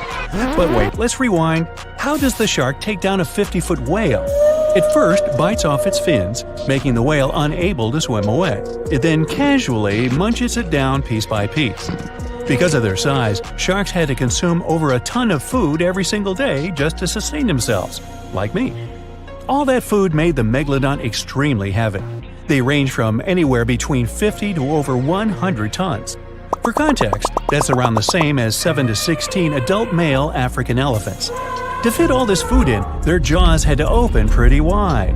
A megalodon's jaw could span 9 by 11 feet wide. That's easily big enough to swallow 2 adult humans side by side. The fearsome name megalodon comes from 2 Greek words, mega meaning big and odont meaning tooth. So combined, they mean what? Big tooth. And it certainly lives up to its name. Just one of its chompers is the same size as a human head. It had 276 humongous teeth in total across 5 terrifying rows. In all of history, only a couple of saber-toothed cats and the T-Rex had consistently bigger teeth. Now that's a showdown I'd like to watch. The megalodon vanished millions of years ago, leaving only huge teeth to be found by modern archaeologists. They literally disappeared with very few traces left. Scientists believe that over time, sea levels dropped and the ocean temperatures went down rapidly. Over a third of all marine life was wiped out as the oceans cooled, and a number of animals at the bottom of the food chain plummeted. This had a catastrophic effect on the hungry predators at the top. Sorry guys. It became way too cold for these sun-loving sharks too, which made it difficult for them to reproduce since they gave birth in warm waters. The megalodon is usually described as a sort of giant great white shark, but this is just a common myth. In fact, the ancestors of today's great white existed at the same time as the meg. But they weren't best buddies, and were even in competition with each other. The great white shark was a better hunter, using its smaller size and agility to snap up the meg's prey quickly. They were also known to eat meg pups, who were only half their size. This didn't help the whole extinction thing. Even infant megalodons were huge, coming in at just under 7 feet. While a great white was no match for an adult meg in a head-to-head fight, they sure weren't scared of stealing their food. This only left the bigger fish and whales for the meg, but its food supplies began to run out as the whales swam to the cooler new seas. The whales adapted to prefer the colder temperatures, leaving our friend the meg behind. The megalodons either starved or were frozen into extinction by the Ice Age. Rather than a great white, the megalodon is more like a modern bull shark. It had a short snout, flat lower jaw, and huge pectoral fins to support its massive weight and size. As scary as they are, these sharks were actually caring family guys. Several megalodon nursery areas have been discovered in Florida, Maryland, and Panama. They gave birth to their young in shallow water environments. We know this from discovering loads of tiny megalodon teeth found in these areas. Gee, I wonder if they had nannies too. But how come there are so many megalodon teeth out there for us to analyze? Well, due to their messy, aggressive eating habits, sharks regularly lose their teeth. They lose a set of teeth every 1 to 2 weeks. That's 40,000 teeth in a lifetime. They must rake in a fortune from the tooth fairy. Because of this, their teeth were continuously raining down to the ocean floor. Luckily for us, they're also the hardest part of a shark's skeleton, which is why so many teeth have survived and become fossilized. It's fair to say that the first discoveries of the meg's teeth confused people. Early discoverers thought the meg's teeth were petrified tongues of ancient serpent creatures. They even used to call them tongue stones. It's also a common myth that the megalodon was around at the same time as the dinosaurs, although this would have been pretty cool. The dinosaurs were wiped out around 66 million years ago, but the megalodons came much later. The oldest meg fossil is only around 23 million years old, but it's tricky to pinpoint the exact date. After all, calendars weren't invented yet. They became extinct way before humans even evolved. The earliest Homo sapiens, which is a fancy name for the first humans, emerged about 2.5 million years ago. But what if the megalodon shark didn't go extinct? Whale populations have dropped drastically since these guys were last around, so there'd be way fewer whales for them to chomp down on. Whales have also gotten a lot smarter and learned new defensive moves, making them way harder to take down. It's estimated that they ate around 12 tons of food each day. If they were still around and eating that much, they'd be forced to eat smaller fish, and there'd be barely enough big fish for us humans to survive on. The naughty megalodons would also be able to track fishing boats and steal the fish that they worked hard to collect. It's safe to say we'd see a lot less fish in the aisles of your neighborhood supermarket. As our ocean temperatures are heating up again, the sharks would also thrive and reproduce faster than ever. There'd be more and more of these giant eating machines in the water, reducing our fish supply even more. It would also cause massive problems for cargo ships and cruising vessels. Imagine coming into contact with one of these bad boys while you're sunbathing on the deck. Even beachgoers would be hard hit. Megalodons give birth in shallow waters, so many of our favorite beaches would quickly become dangerous shark nursing grounds. Hey, where did that beach volleyball game go?